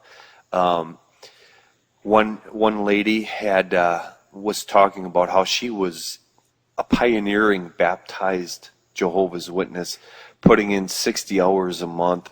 She started questioning some of the things that the governing body of Jehovah's Witnesses had information they had brought out, and she was disfellowshipped for it because you can't go against what the governing body says. When they say it, it's law. That's like a cult. Like I've been saying, whether you go to any other church, the governing body is the law. They will tell you what you can do and what you cannot do. I agree with you to a point. That's true. The major difference is there's not a whole lot of religions that cast you out even from within your own family. Exactly. Because you broke a rule. You're not. It's like I said. I had family trying to keep me away from my own father, and because he was disfellowshipped. And as soon as he was reinstated, well, all is fine, and you can go and be his buddy. Well, guess what? I got years to make up for. Thanks. Correct. Exactly. And, I don't know a lot of religions that cast you out that far. Of course, there are some, but that's the major difference with the other ones. Sure, they all have their government and rules or whatever, but they're a lot more forgiving. Most of them, mainstream or not. Right. And I'm going to say that website again just to make sure I said it right. It's www.forjehovah.org, and the 4 is the number 4. Right. We'll put it in the link below. Okay. But the thing, too, is when you think about it, if you're a part of a cult and you start doing your own research and you're finding things are just not sitting right, and all of a sudden you bring that to an elder and you get this fellowship because you're considered now an apostate because it's not according to their rules how they want it, and they don't allow you to speak to any other Jehovah's Witnesses, including family. Well, yeah, they don't want you to tell them what the real truth is. They want to keep that to themselves because, mind you, 10% tithe can add up pretty well. Hey, why don't you take over for 5 minutes? I'll be right back. The like I was saying before, the Bible has a lot of blanket statements, so to speak. Let's say, when it talks about evil. Okay, well, it's very vague when it talks about evil. Like, what is evil? Of course, everybody has to have their own translation. Well, should I fornicate with my girlfriend? Oh, no, that's evil. Why? Because we think the Bible says so, or something like that. It's just, it basically is it's based on the interpretation of the authority figures. Right. And that's the whole reason we have so many different religions, supposedly all following the same Bible in the first place. Right. I mean, how can people think? And that's, I how kind can of don't people want to think say that this while religion he's is gone, true? but Yeah. How people? this is. I'm sorry. Go ahead. No, go ahead. Go ahead. I said, how can people think religion is true when you have so many of them claiming to be true? Well, Right. They don't. This First Baptist Church over here doesn't have the truth. The Second Baptist Church has the truth. They're not serving the real God. We're serving the real God. Who are you to question us? It's just ridiculous. All right. I mean, there are thousands and thousands of denominations out there. What I was going to say is even the last podcast we did on this subject, where I mentioned that I don't consider myself 100% atheist because I do not know everything, obviously.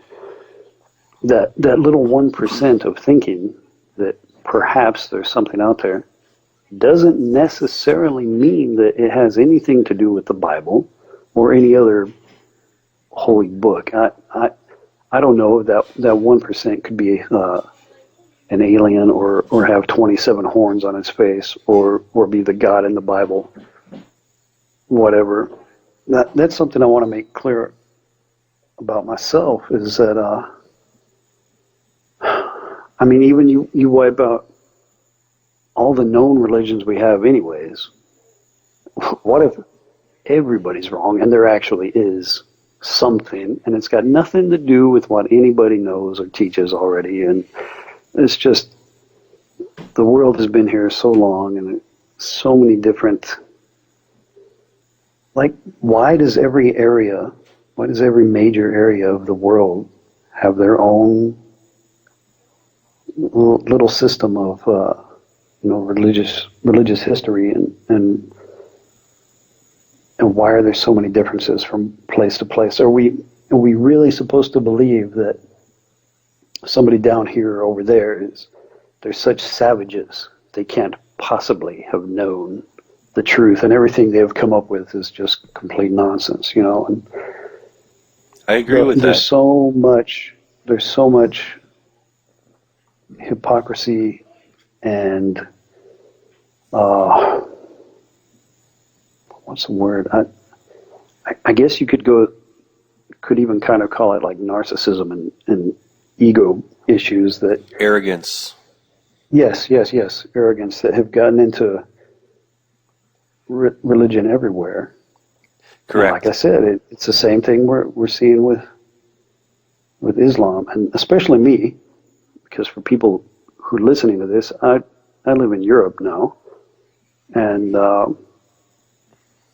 the world is changing, my friends. I don't know about your world over there, but things are changing really fast over here, and it's kind of crazy. We just got indoor plumbing just last week in our city, so things are changing in a positive way. That's usually the joke I make here, going the other way around. But I understand what you're saying is, see, for me, my thinking on that aspect is, I do believe that religion, as far as Christianity, has been so diluted in so many different ways. There's so many different things that people think differently. But my thinking on it is, you don't have to agree with everybody. Jehovah's Witnesses don't allow you to disagree with one of their points. And Right. it's been proven time and time again that they are the false prophets. They are the apostate. We are the ones who leave the Jehovah's Witnesses are not the apostate. I believe that there is But there are different churches out there that are on the right path. But as a God-fearing man, you have to go in prayer to ask God and Jesus to give you the truth, give you the right answers. There is no church out there that has all the answers. You actually have to go to God.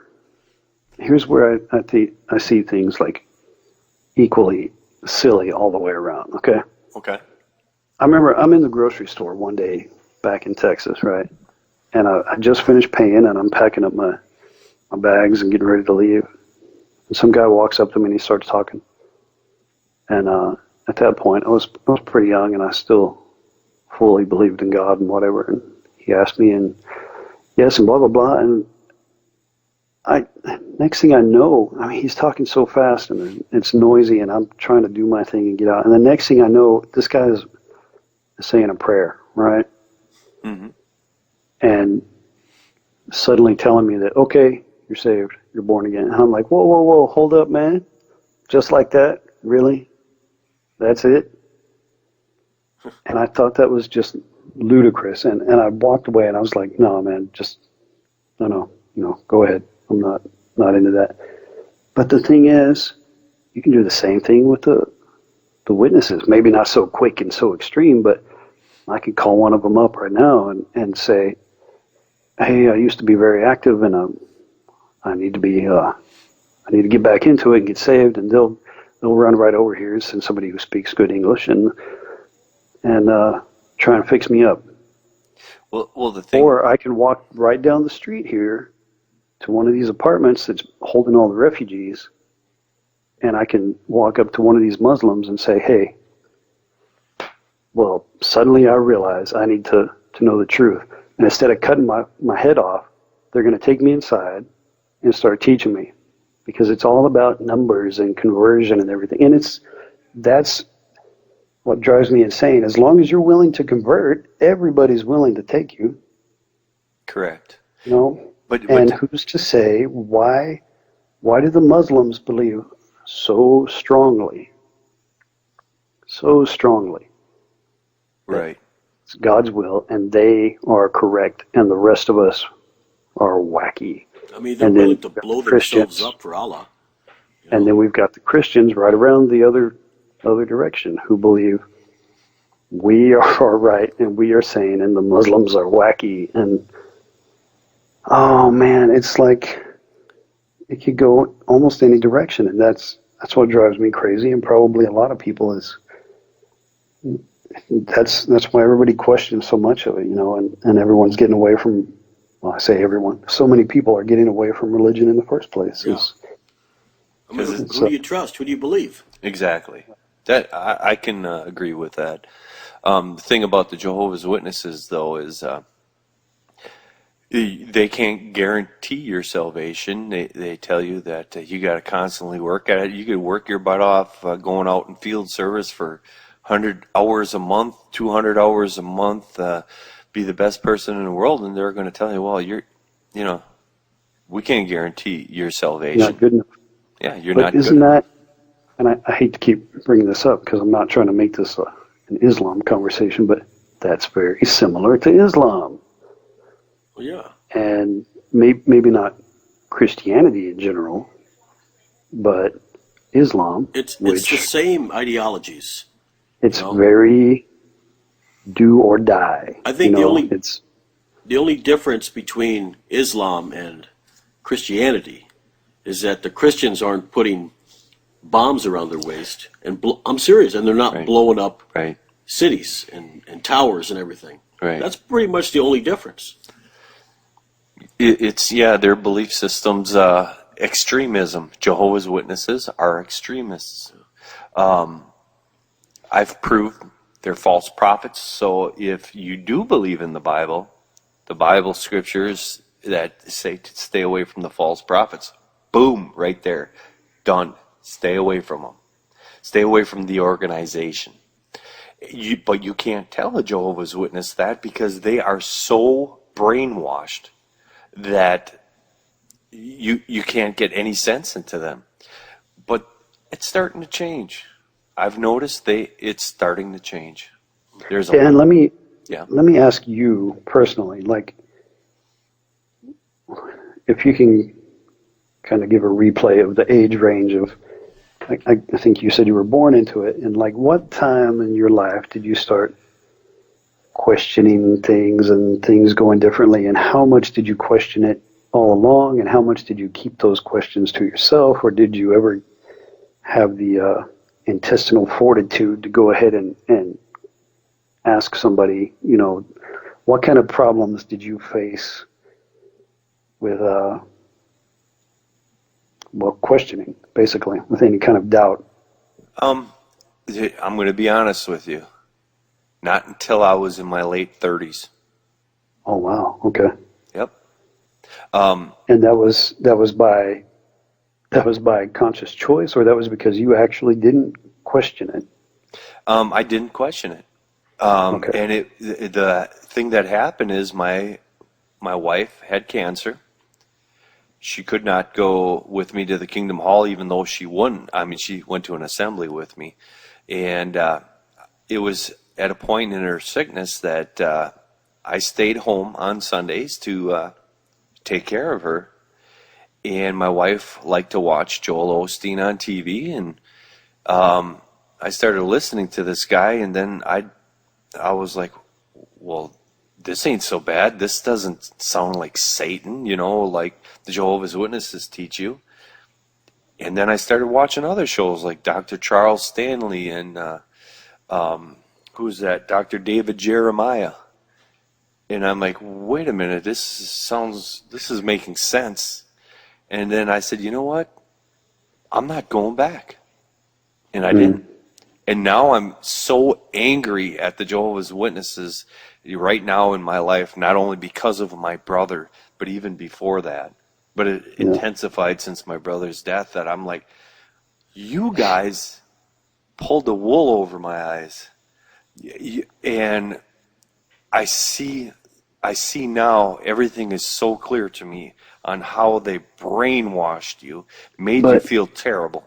If I can try to make you feel 2% better, even the ones doing the brainwashing, you've got to remember they're brainwashed themselves. Yes. Yep. They're not trying to trick you.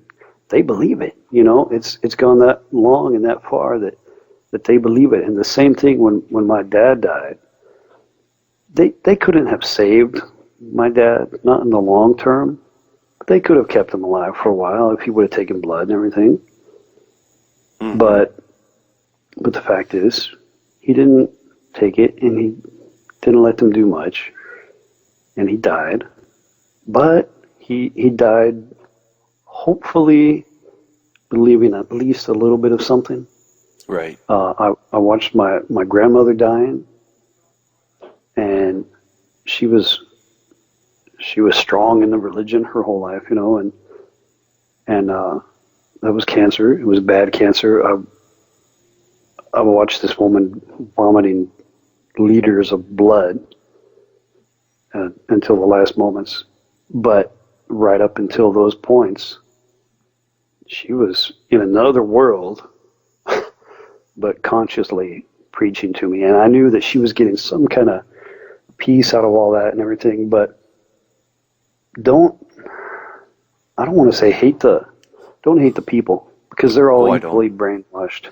I don't hate the people. I feel bad for them.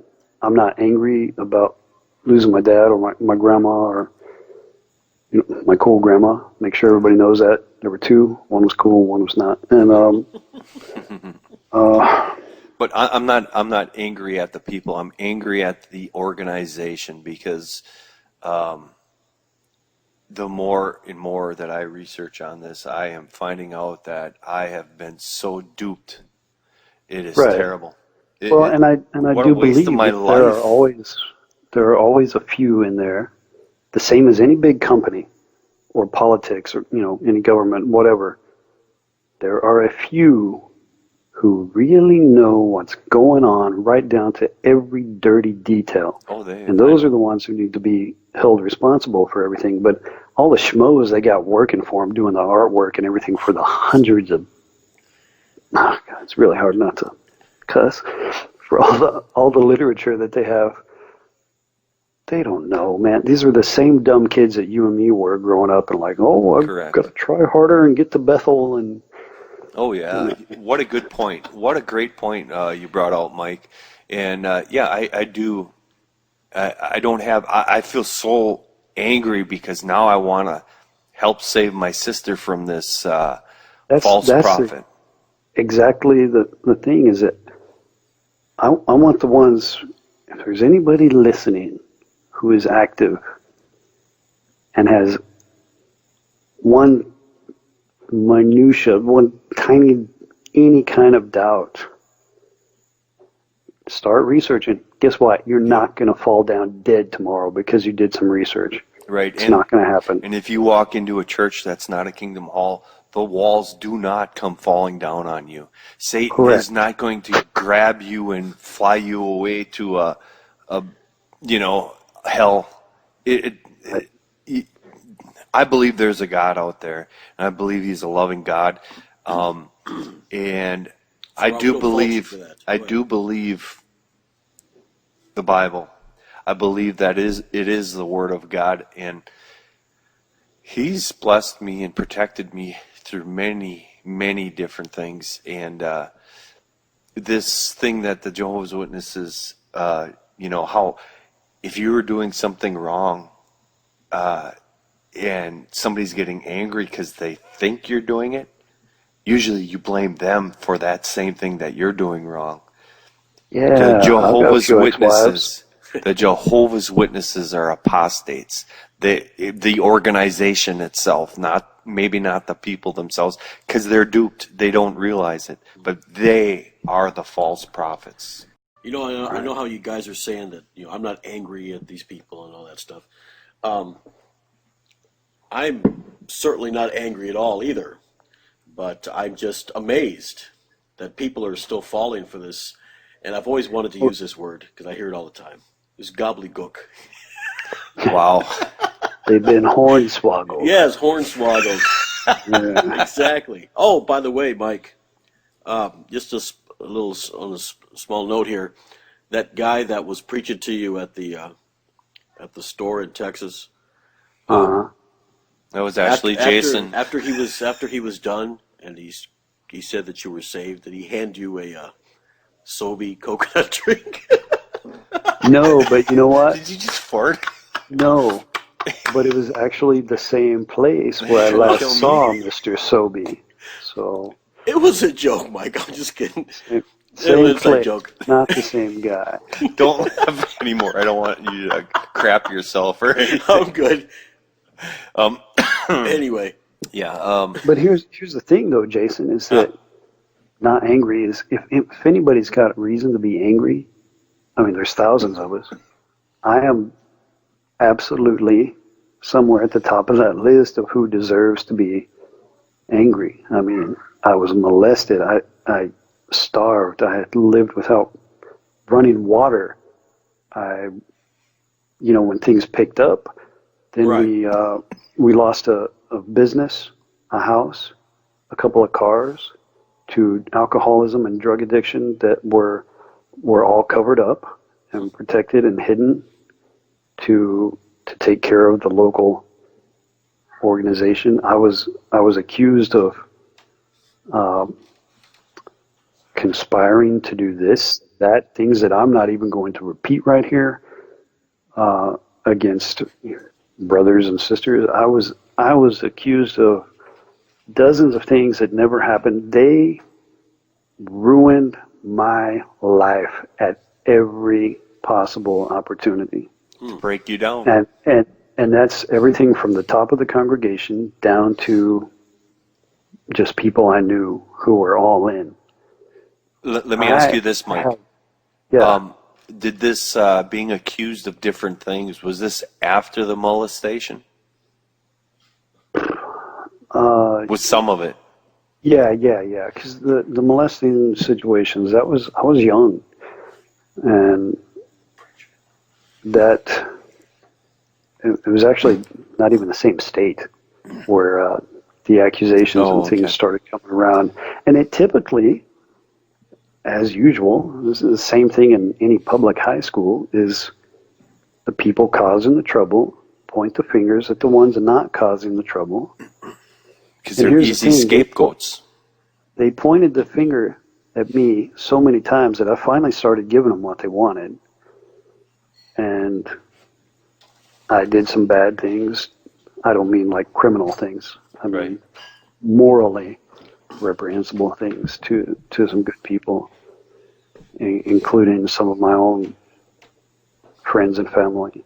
And they, of course, I take responsibility for my own part of things that I did, but they absolutely pushed me to become all the horrible things that they were saying I was when I was not. The only things that I didn't do were drugs, Right. Well, I never got into drugs, even though I was accused of it, to cover up I almost said it again, to cover up the kids who actually were doing all this stuff, Well, you probably got to a point in your life, Mike, where you were like, hey, if I'm going to get accused for it and I'm going to pay the price for it, I might as well do it now. It was kind of like that. It was kind of like, what's the point? Everybody thinks all this is happening anyway, so I might as well do it and enjoy it. If I'm getting punished for things that I'm not doing, I might as well get punished and actually enjoy doing them, Now, if you ask me... Well, we're not. Okay, go ahead, Mike. Ask me. Yeah, I'm asking you. Oh, see, I told you somebody would ask me. Okay. If you're going to talk about an organization that is a false prophet, is an apostate, it's according to Christianity itself, Satan has his ties into this organization. Well, if you're going to become a person of your own thinking mind and not being brainwashed, Satan's going to try and get you out of that organization because you might be able to pull other people out of it, and he doesn't want that. So, yeah, you see the connection there? Well, of course. Well, it's the same thing as like me saying that everything comes down to God's will. It's either, in this case, God or the devil. One or the other one is working to prove their point, and I'm the subject of example. Right. And, you were the scapegoat. But back to my point was I've got reason. I have legitimate reason to despise these people. For years, I had legitimate legal reason to take them to court. I think I've passed my statute of limitations for all that stuff. That's fine. I don't care. I deal with it my own way. But if anybody's got reason, I'm one of those people who has reason. But still, I'm not angry. I'm not hateful. I'm passionate. Maybe I sound a little bit angry, but I'm really not. I mean, I've got a lot of friends who actually did stay in, and I miss them dearly, and I hope they're happy with the choices they've made. And that's awesome. That is really good to hear. The thing that I've been noticing this weekend is I've been going in prayer quite a bit about the information that I have found within this whole last week, either online or just by examples and my own life, that I prayed to God about, God, how can I help this situation? And if you think I'm crazy, that's fine. But I think the best way to fight fire is with fire. And the Jehovah's Witnesses made a mistake. They taught me one thing. I don't have an issue talking in front of hundreds of people. I am willing to have my own sermon about how to guard yourselves against Jehovah's Witnesses and their teachings. And I just might go and start preaching to some of these non-denominational churches myself.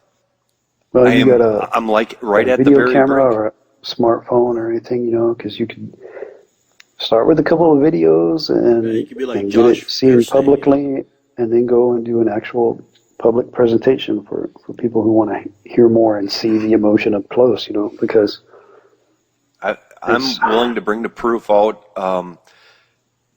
and I have access to back issues of the Watchtower magazine where a lot of these false prophecies and these apostate teachings are in black and white, where I can, hey, here's my proof. This is what this says. This, I'm that close. I'm very close to doing that. And I would just might in the near future do that. I'm going to bring Jason along as an example of a devil worshiper, but what's amazing to me is that these guys, whether it be the Jehovah's Witnesses or any other denomination, always seem to know the mind of God. You know what I mean? God told them this. Yep. Yeah. I was going to do a sermon, but I felt led by the Lord to do something else. Like they talk face to face. And, of course, with the devil, too. Well, you shouldn't be doing that. Why? Because, see, Satan's got you doing it. You shouldn't be doing it. here's Here's something funny. When I was 10 or 11 years old, and I was realizing I say these prayers every morning and every time before I eat and every night before I go to sleep and whatever, and I'm praying and I'm begging for a solution to these issues, and there are no answers. So I'm going to try something. I'm going to try something different. And I, at that age, the best way I possibly knew how, attempted praying to the devil. Well, guess what? He didn't got answer married. either. I told you he was a brave man. It took 8 years, but he finally acted. Yeah. That was the thing, even back then, like I said, 10 or 11 years old, and I was already questioning everything, because there was no way that my life was that horrible. You see, the thing when I was doing what I was supposed to do, I went out and I preached, and I was not good at talks, at giving talks at the hall. I had anxiety issues that plague me to this day, which is a whole different topic. But I did everything I was supposed to do otherwise, and I believed, and I prayed, and I begged, and you were brainwashed into believing. Yeah, it didn't go anywhere. And like I said, neither did praying to the devil. I was like, somebody's going to help. Somebody's going to listen and trade me something for my service, Nah, I got nothing. So thanks a lot, devil. Well, the thing is, the Satanists, they don't even believe in the devil. The devil, to them, most of them do not. It's a symbol. That is all. The Satanists are their own gods. They are the god of their own mind, of their own existence. They're gods. Let me give you a little example. I raised as a Jehovah's Witness, growing up as a Jehovah's Witness, I had the same thing happen, Mike. I would pray for different things, help for this, understanding, knowledge, discernment, whatever, for certain things, and I never, ever got an answer. Never got an answer. No. Once I left the Jehovah's Witnesses, went to a non-denominational evangelical church, I pray for things now. I get blessings. Oh, come on. I get answers. Oh. I am very serious. Look, I'm very serious. How much of that, and I don't do it out loud. I do it in my head. I'm not questioning your faith, because I'm not that kind of atheist. I'm not a hateful, you're an idiot type of atheist. But Jason how much of that he calls me an idiot all the time.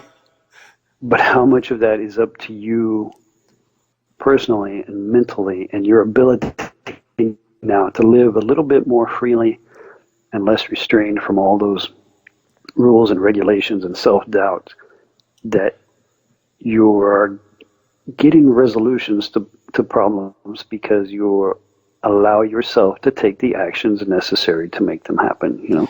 I do agree with some of that. I do agree that some of that could be that, but not all of it. There's no way all of that could, not with the different things I've seen in my life that happened since leaving the Jehovah's Witnesses. See, that's the thing. If you believe that, and you're not blowing anybody up, and you're not touching children, and you believe those things, then I'm happy for you, and you're the kind of the Christian that the world needs, and not the kind that seems to be bleeding out at the seams everywhere, you know. Exactly. I mean, come on. If you look, I have to say this, okay? Not really, Jason. You yes, don't I do, have to. because I mean I've been hearing you guys talking about this, and it's like, you know, if God, your God is all powerful, all wise, all knowing, He can do whatever He wants to do. Correct? Correct. He made the universe. He made the earth. Whatever. Okay. Now, you tell me, oh yeah, you prayed, and what did you get? Oh, I got a blessing. Now, what the hell is a blessing? How about if you had your arm chopped off? You could pray to God till the cows come home to have your arm put back on or to regrow. It ain't going to happen. Now, Jason, you don't pray for unrealistic things, man. Why? You don't. If you God don't pray is, for. You don't pray for treasures and magical powers and healings and $1 million in the bank account the next Wait morning. a second it has here. To be something reasonably obtainable. Are you telling me the magical powers thing? Because I had my wife I'm sorry. sew a You're cape not for Spider-Man. me. but what I'm saying is, you know, if He can do anything, He should be able to do that. And do you think that if God was actually regrowing arms and legs on amputees and repairing the spines of these paraplegics and quadriplegics, that people would actually say, yes, He is real? Well, And what if God actually came down in the flesh and said, hey, you better listen to me? He could do I it. can't He's speak God, for correct? everybody else, but as witnesses, we were taught that, hey, He got so sick of everybody's crap that He quit talking to people and He quit doing stuff for people, and the time will come when He does again. And in the meantime, we got to do these things and follow these rules. And that's why those things don't happen, and there are no miracles and all that kind of stuff, is because He's biding His time until it's time for those things to happen. And we just got to deal with it until then. There's an answer for everything, man. You just got to ask. Well, this God could actually make fools of these people. Let's say the Jehovah's Witness authority figures say, no, don't do that because God said so. God could easily come down from the sky and say, hey, I didn't say that. You go ahead and you do it. Make But a like fool I of just those said, guys. Why doesn't He? talk to anybody anymore, and He doesn't do that. That's exactly what I was just trying to say, is the excuse we've been given. And I cannot speak for other religions, but we were told that He's not going to intervene with anything. They could have told us to all go and set the Kingdom Hall on fire and start shooting our neighbors, and we would have done it. And God would not have intervened, and we would have believed that that's what He wanted us to do because somebody said so. Yeah. Right. Right back to Islam. Just saying. Right. But hey, I want to hit a real quick point. Another thing that I found in my research. The Tetragrammaton, which is found in the Dead Sea Scrolls, which is actually God's name. Tetragrammaton has 4 letters, and the 4 letters are YHWH. Yeah. It has been deciphered, because back then they didn't use vowels. Okay? So it's just YHWH.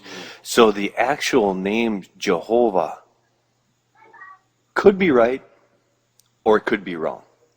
It's actually derived from the word Yahweh, which had some, believe it or not, did you just fart again? No, I didn't. Oh,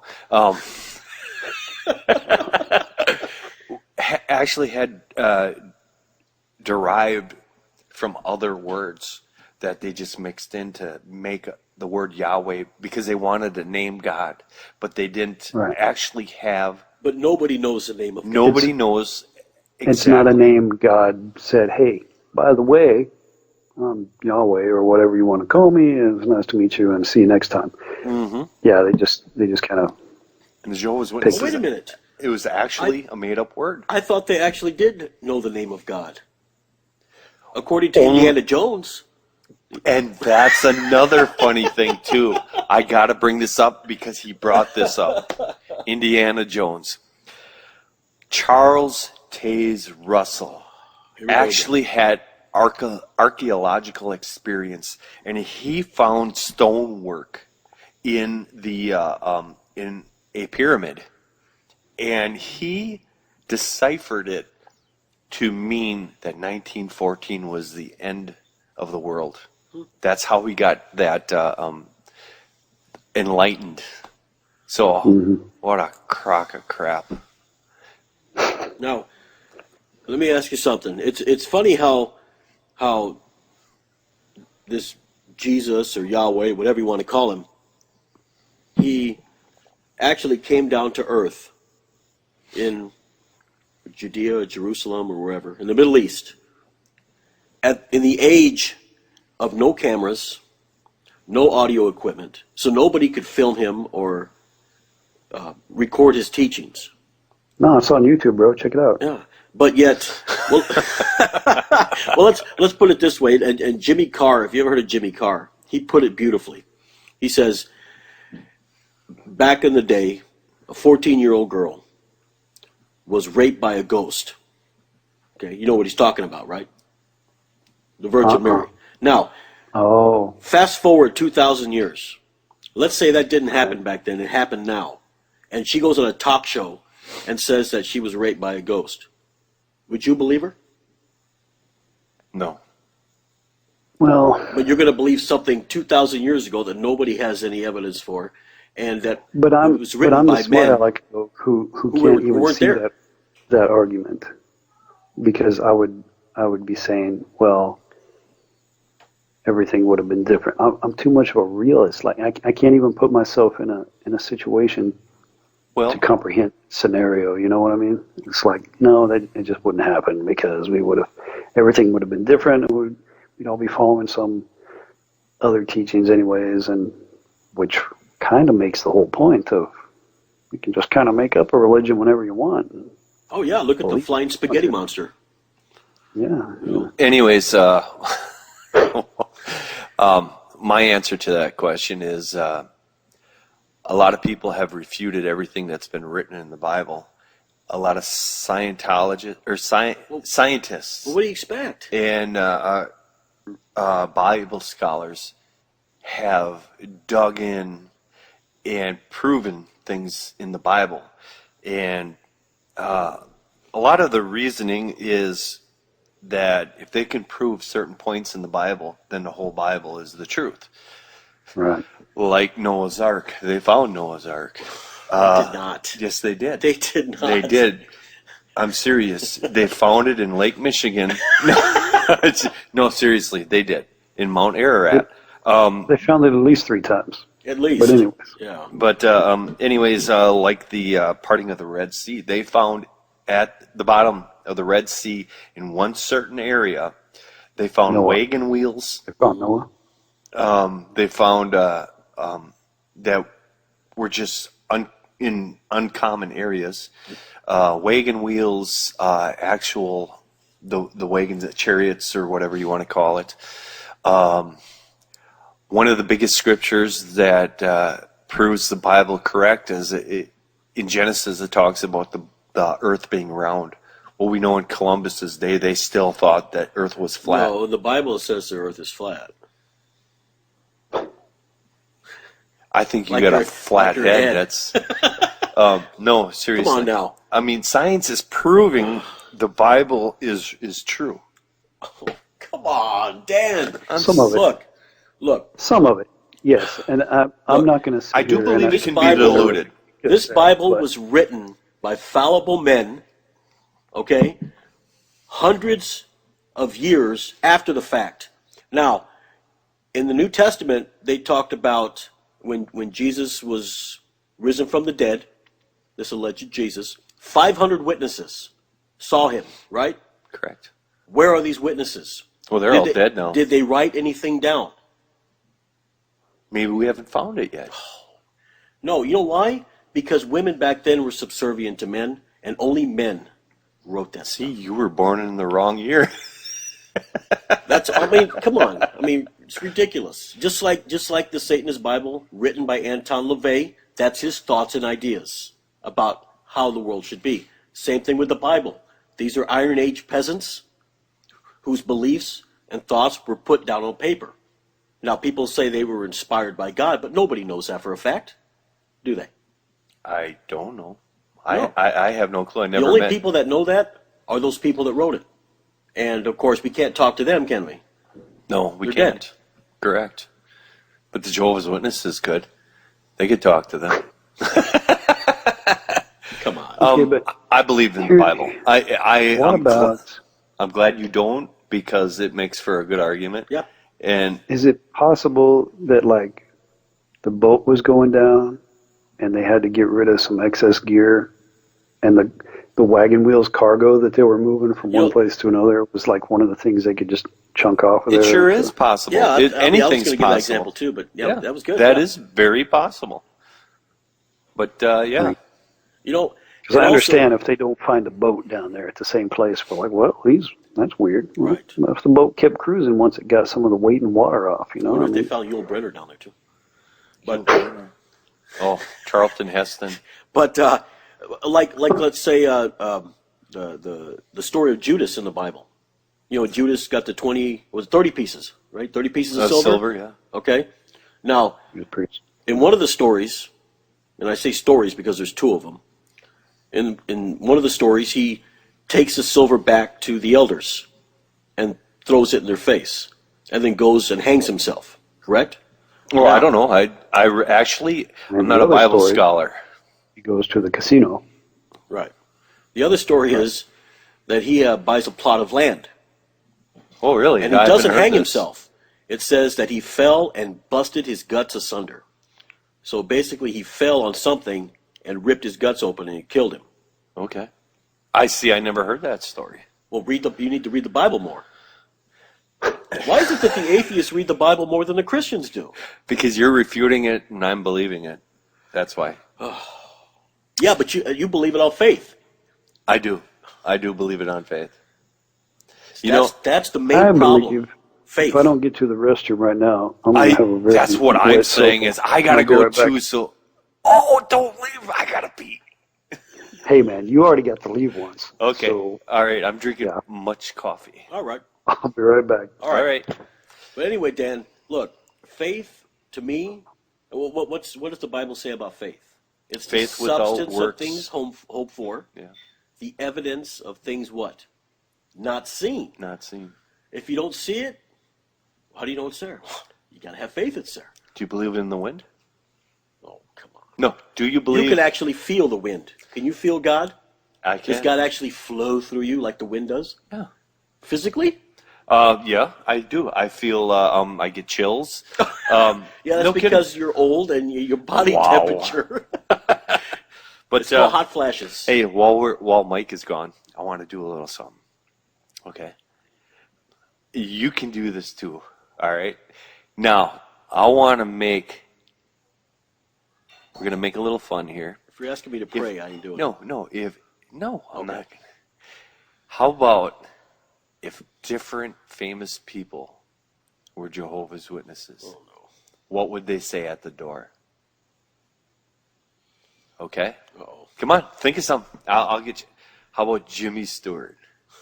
Jimmy Stewart knocks on the door. Whoa, let me tell you, I got the truth right here. You know, how about Jim Henson, Who? Oh, the Muppet originator Master. of the Muppets? If he was a Jehovah's Witness and he knocked on the door, somebody opened the door and, I'm cute little furry Jim Henson, and I got the watchtower for you. Come on, you got to have we some want fun. people to listen to the show. Oh, yeah. Not shut it Yeah, off that's at this moment in time. That's true. I got to think of something while Mike's going to the bathroom. Well, because I got to go again. Oh, wait. so, I hear something. Here he comes. You hear him? no.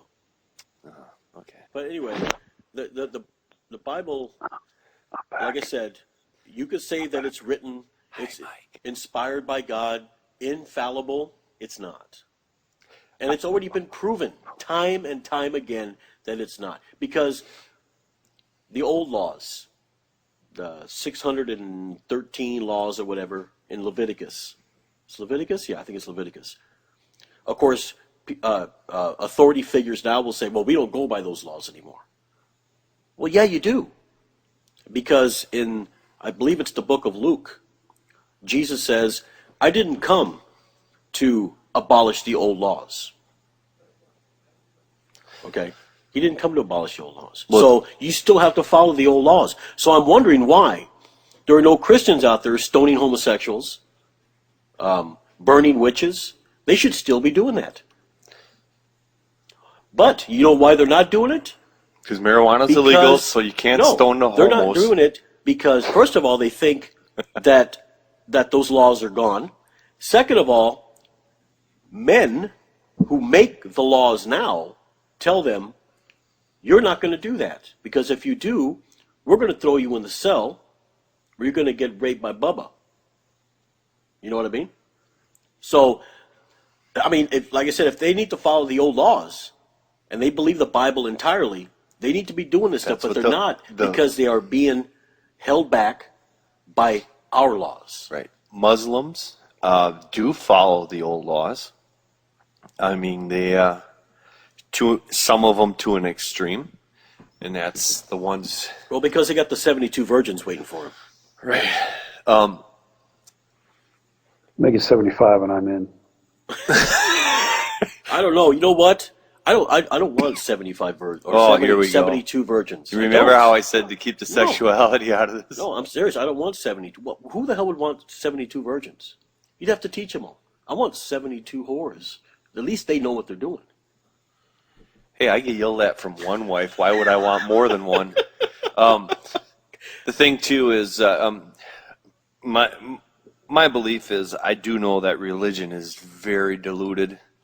I also feel that some of the Bible can be diluted, too. We can go back to the Dead Sea Scrolls, but we can't be sure. But I'm putting my faith in those Dead Sea Scrolls. Well, let's say... and that will be your downfall. Let's say Christianity, though, was the current main belief system of the Middle East. Yeah. Now, if they were still in their same social and economic and everything kind of climate that they have now, because let's face it, they haven't evolved very well. If Christianity were the main thing there, I think it would be equally barbaric to the current Islamic situation there and what Christianity used to be at one time anyways, you know? Yeah. It's crazy. Like I said, I mean, what Dan just said. He goes, well, I believe that some of the Bible is wrong. He said diluted. And some, but I'm still going to believe it. Why don't you just get rid of it altogether? I mean, if you like they say, if there's one thing wrong with the Bible, then it's not infallible. Well, that was another thing I questioned growing up was, okay, forget about questioning about other gods or whatever. What if this God in the Bible is the one, but the Bible itself and everything to do with it is incorrect? So what if that God is the God, but the book is not the book? Yeah. You know what I mean? There were just... I guess even as a kid, I was asking, couldn't I believe and worship this exact same God in my own way if this book is 100% incorrect, you know? Mm-hmm. There were just too many ways to look at everything, and that was staying on point of the whole Jehovah's Witness topic was that you're just not supposed to question those things. And Exactly, and that's if I had part of if I had brainwashing. questioned more, and if my family had questioned it earlier, maybe we would have escaped the house of horrors that we went through Right. sooner. But yeah, Yeah, I don't know. But I'm all for organized religion that's not hurting anybody, and if it's working for the people that are in it, morally and legally, and it's all working out, then fine. I've got no problem with that. But yeah, just don't come to my door with it. That's all I ask. yeah. Because my Chihuahua will be tearing you apart piece by piece. yeah, he's a mean one, I tell you. Hey, did you guys hear about what's going on in Russia? Yeah, the Jehovah's Witnesses were banned. Yeah, I got Really? a link sent to me by a good friend, and she knows who she is. I'm not going to say any names, so thank you. But yeah, they were banned, and I guess there was an older video of I don't know what you call them. Let's say the Russian feds, whatever, like planting evidence or whatever.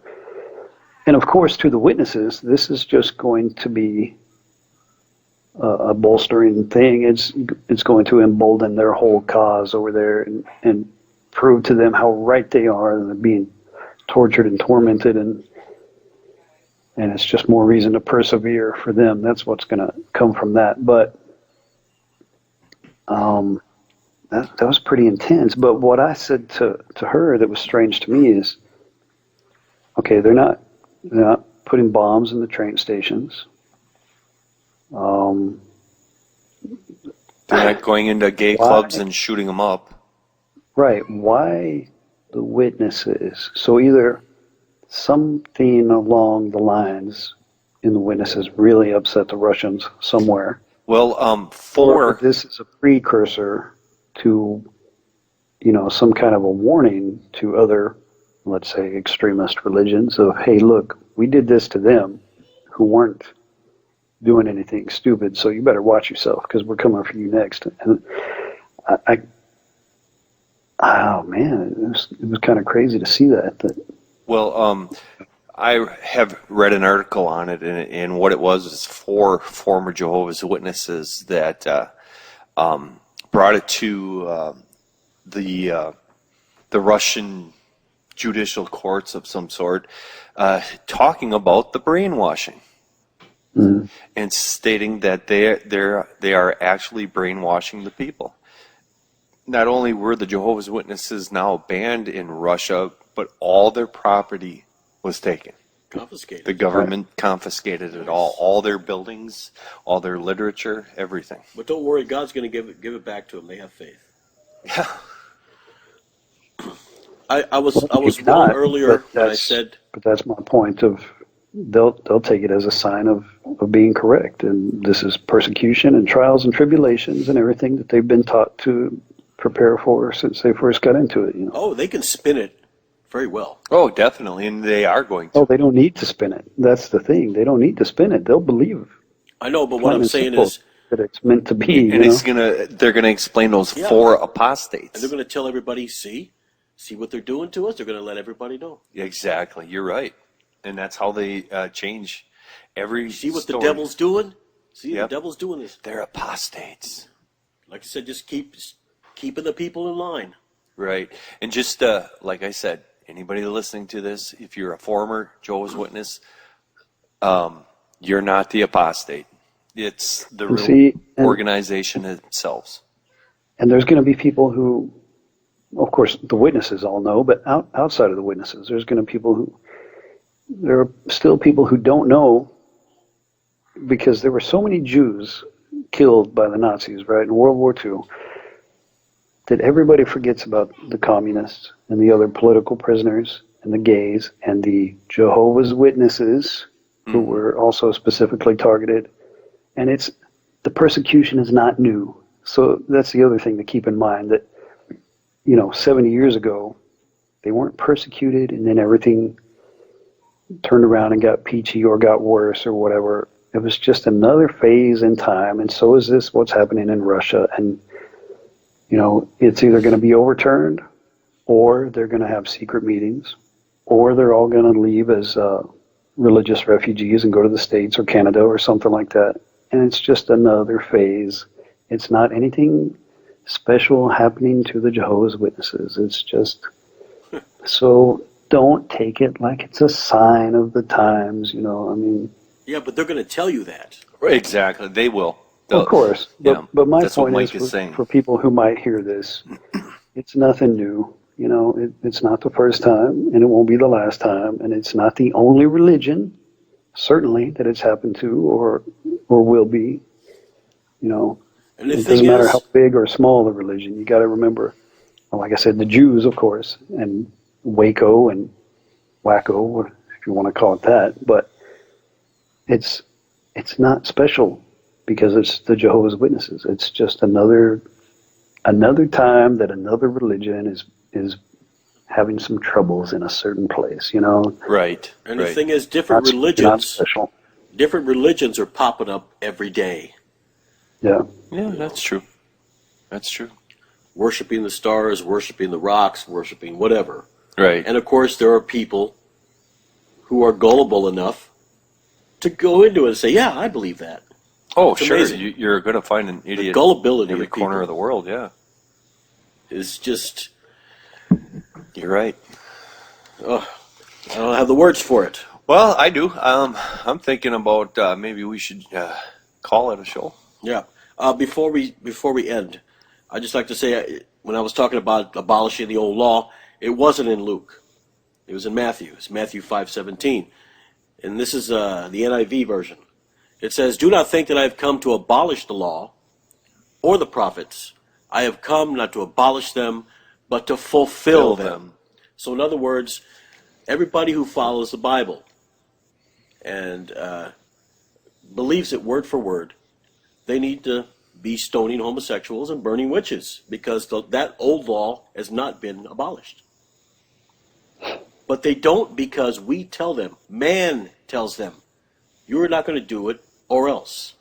So if you Look, now, it takes a special kind of dedicated to be willing to go to prison, because you went out and threw a rock at somebody who has a different sexual preference than you.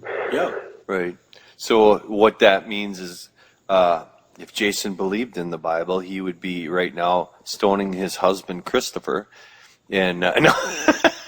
Now, one more thing about the Jehovah's Witnesses, okay? Okay. Now that we brought up this point about homosexuality, what's their take on homosexuality? Oh, that's definitely against their rules.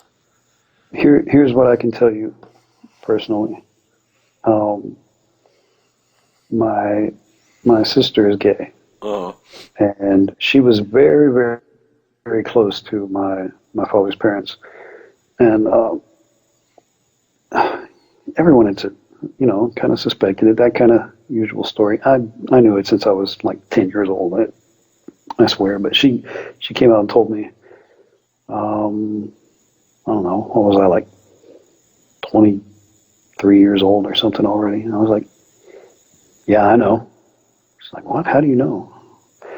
That's not the point. But when they found out, my grandparents on that side, who she had been the favorite everything for nearly 30 years until that point.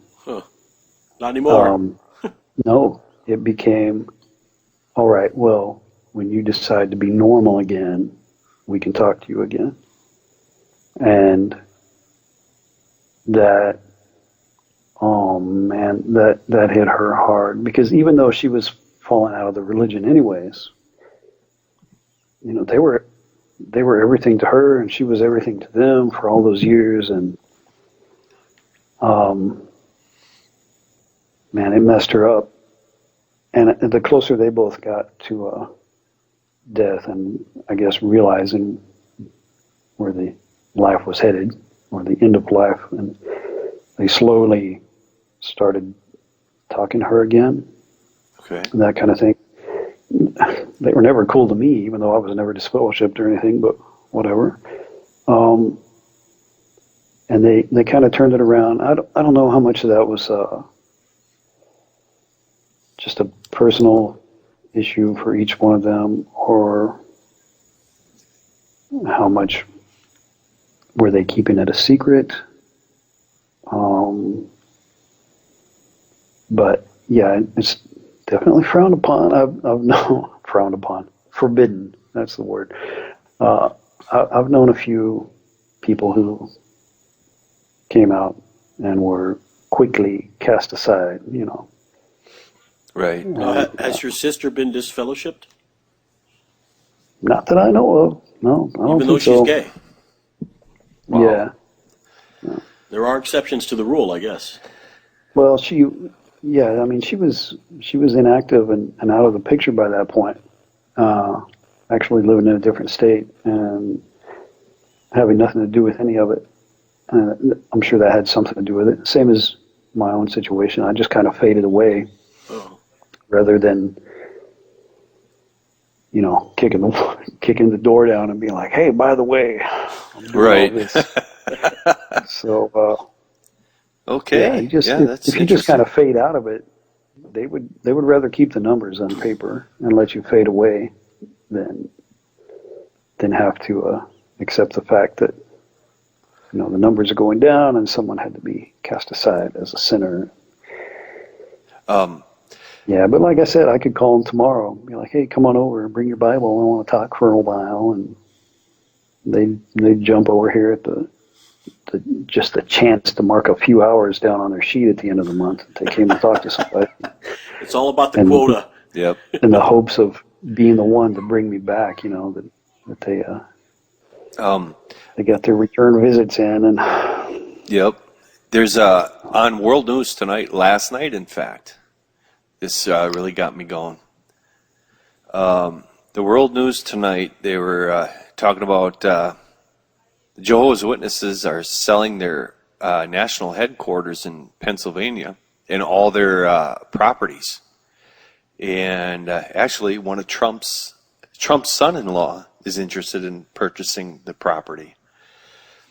And then this discussion went to churches of the United States and the attendance and the growth, or the opposite that's happening in the United States. And the Jehovah's Witnesses is the only religion in the United States that has a positive growth percentage. The rest of them are lowering. So, yeah, we got make more fancy promises, Well, yeah, I mean, we got more idiots now to deal with. Oh, this is sucker born every minute. Yeah, no kidding. We're going to have to call them the lollipops from now on. So, do you think we have enough for part 3? Oh, definitely. I've got a lady, hopefully, that will be interested in Skyping us. Okay. Well, we can get more I tried to get someone yesterday, actually. I think I told you, Jason, old friend of mine. And when I say old friend, I mean our parents were friends before we were born. Okay. He called me yesterday, and I hadn't verbally spoken to him in a year or more. And he called just to ask if we had recorded part 2 yet, and I forgot to tell him.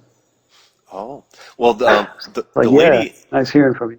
So Yeah. if he's listening to this, There you thanks, go. buddy. Thanks for checking in, you jerk. But no, I asked him if he would be interested, and he said no, he doesn't want to do it. Maybe talk to one of his brothers, but I don't know. I could probably find somebody. You could keep this going for weeks or months if you wanted to. I mean, I'm sure me and Dan both could Yes, fill it just up. go on endlessly. But even to just listen to other people's experiences, that would be worthwhile. Well, the lady that I'm going to be talking with, I gave her our email for our podcast, so you might get that information before I do. She actually has a testimony on that forjehovah.org website, and I think it'd be pretty interesting to have her on too. Talk about her experience. Here's something else, maybe kind of similar to that, but a little a little bit different. This is something I actually started planning this originally maybe last year, about a year ago, a year and a half. And the last few months it started coming back to me. And then right before we ended up doing the first episode of this, I bought the domain name to start this whole project that I'm planning to do, revolving around all this. And I'm not going to tell you what it is because I don't want anyone ganking my idea because I know how people are. But oh, definitely, it should be, how do we say, interesting. I'm not going to give people up by name or anything like that, but I'm going to reveal some things that, number one, to get them off my chest. Number two, for other witnesses to look at and be like, yep, that happened to me. Or for the guilty parties to take a look at and be like, oops, that was me. But it sounds like a really interesting site. I have this thing is in the works, and as soon as I get it started up and anything online, I'll send it over to you guys, and you can check that out. But it's slowly built up to, like, you know what, I'm almost 40 now, and it's time. This is my whole life, and I've got to get it off my chest down to things, really bad things that happened to me, and just things that ticked me off because somebody is a liar, and right. I'm going to tell you something, Mike. A lot of witnesses need to do is just get it off their chest, Right. The thing that I've found out through my research is, there's a lot of different religions out there, or a lot of churches, I should say.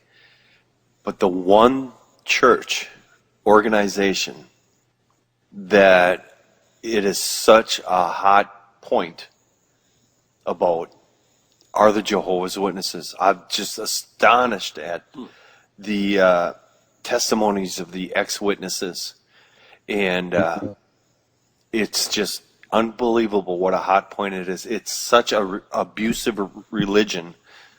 Yeah.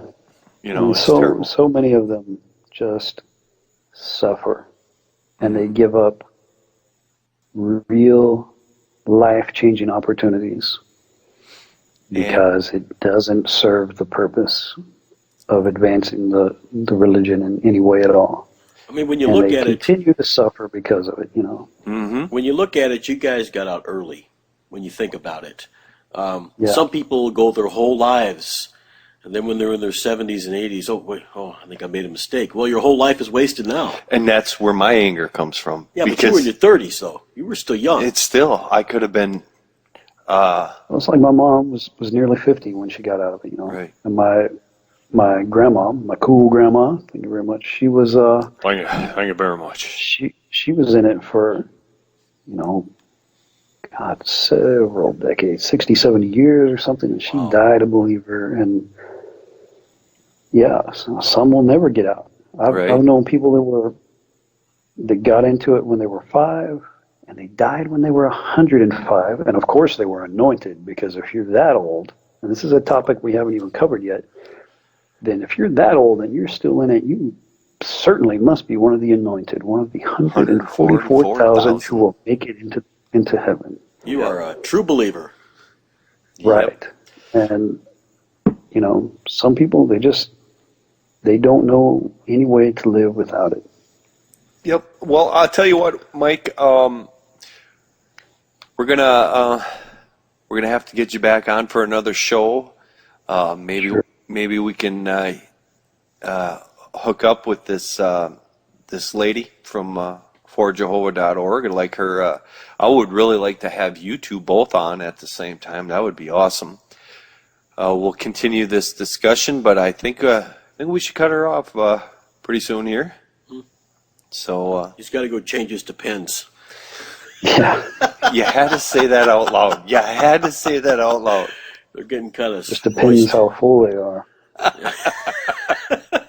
Yeah.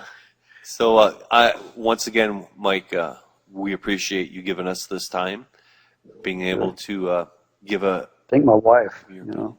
Yeah. Well, you got a picture of her? I mean, oh wait, forget it. Stop it. Oh, but thank you so much, Mike, for your time. I hope we can take some more of your time in the near future because this is a hot topic.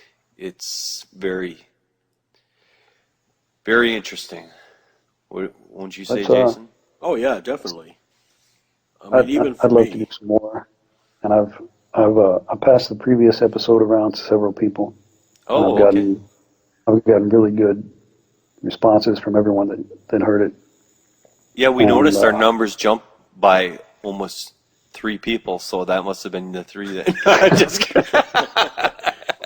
But like I said, whoever's listening, you can download this podcast for free. We're not charging for it. Yeah, unfortunately, I'm not even getting paid. I just gave up 2 hours of my life for nothing. So For nothing. Thanks, Mike. there you go, guys. Wow. And You can also take part for nothing. But, also for those who are Jehovah's Witnesses or ex-Jehovah's Witnesses that still want to serve God, I invite you to go to www.forjehovah.org, and the 4 is the actual number, it's not written out. Or foe. Yeah. You can contact us by emailing us at it's 2guysandamic@gmail.com, and the 2 is also the number 2. Mm-hmm. And we can't get a hold of Mike because he's actually in a Chinese prison. yeah. Chinese prison. In the Himalayas somewhere. We should make a couple of notes if we do this again. I think the anointed is a good thing to cover because a lot of people don't understand the whole beliefs on who does or doesn't go to heaven. And I guess a lot of people think witnesses don't believe anybody is going to go to heaven or whatever. But there is that. And I think that would be good. And I had another idea, and it's just gone. It's just gone. But yeah, there are a whole lot of topics to cover. Oh, definitely. Oh, here's one. This was it. The Elder's Secret Handbook. Oh, yeah. That a lot of people don't know how this Elder's Secret Handbook, which you can find online and download and read, I've done it myself. No, I didn't even know that. Do they have a secret handshake too? It wouldn't surprise me, but they walk like ducks and A secret bird call? there's an Elder's Secret Handbook with all their rules on how to deal with things and how they can allow each other to get off with certain offenses and not have to face any punishment, that kind of stuff. Oh, and, so are you crazy? so Are it's- you serious? So it's not God talking to him. It's the I'm book. serious. You didn't know about this book? Yeah, look it up. Just type in Witness Elder's Secret Handbook or something like that. There's PDFs. Of course, it's protected. They're not supposed to share it, but it's online like everything else. And yeah, you can find that. And most witnesses don't know it exists. I didn't know it existed until not too long ago. And yeah, they get a copy of it when they become an elder, and if they leave or not an elder anymore for any reason, they're supposed to turn it back in. And Like a school book. When you're done with it, you just turn it back in. Right. it's like a secret society handbook, yeah, Wow. for how they deal with things, and that's something a lot of witnesses, if they want to know why certain things happen to certain people a certain way, well, this guy's getting shafted and that one is getting off scot-free. Well, that's one place to start looking, But Incredible. I didn't even know that. yeah, Well, I suppose, Mike, there's we're going to have so to. much. Yeah. We're going to have to Yeah, have we gotta one more for sure, maybe 2, maybe 3. Let's see how Right. far this series goes. It could go on for a long time. Yeah. So, well, Jason, All right. you want to close her up? Yeah, sure. Why It's not? not. Oh, there he is. All right. Hang on the line there, Mike. Sure. So, I'm Jason. And I'm Dan. And this is Two Guys and a Mic. Thank you for listening. Be sure to subscribe to the podcast or subscribe to our channel on YouTube. It's going to be on both now. So that way we can get those audiences as well. Feedback, yeah. Yes. So thank you for listening, and we will talk to you later. Bye-bye.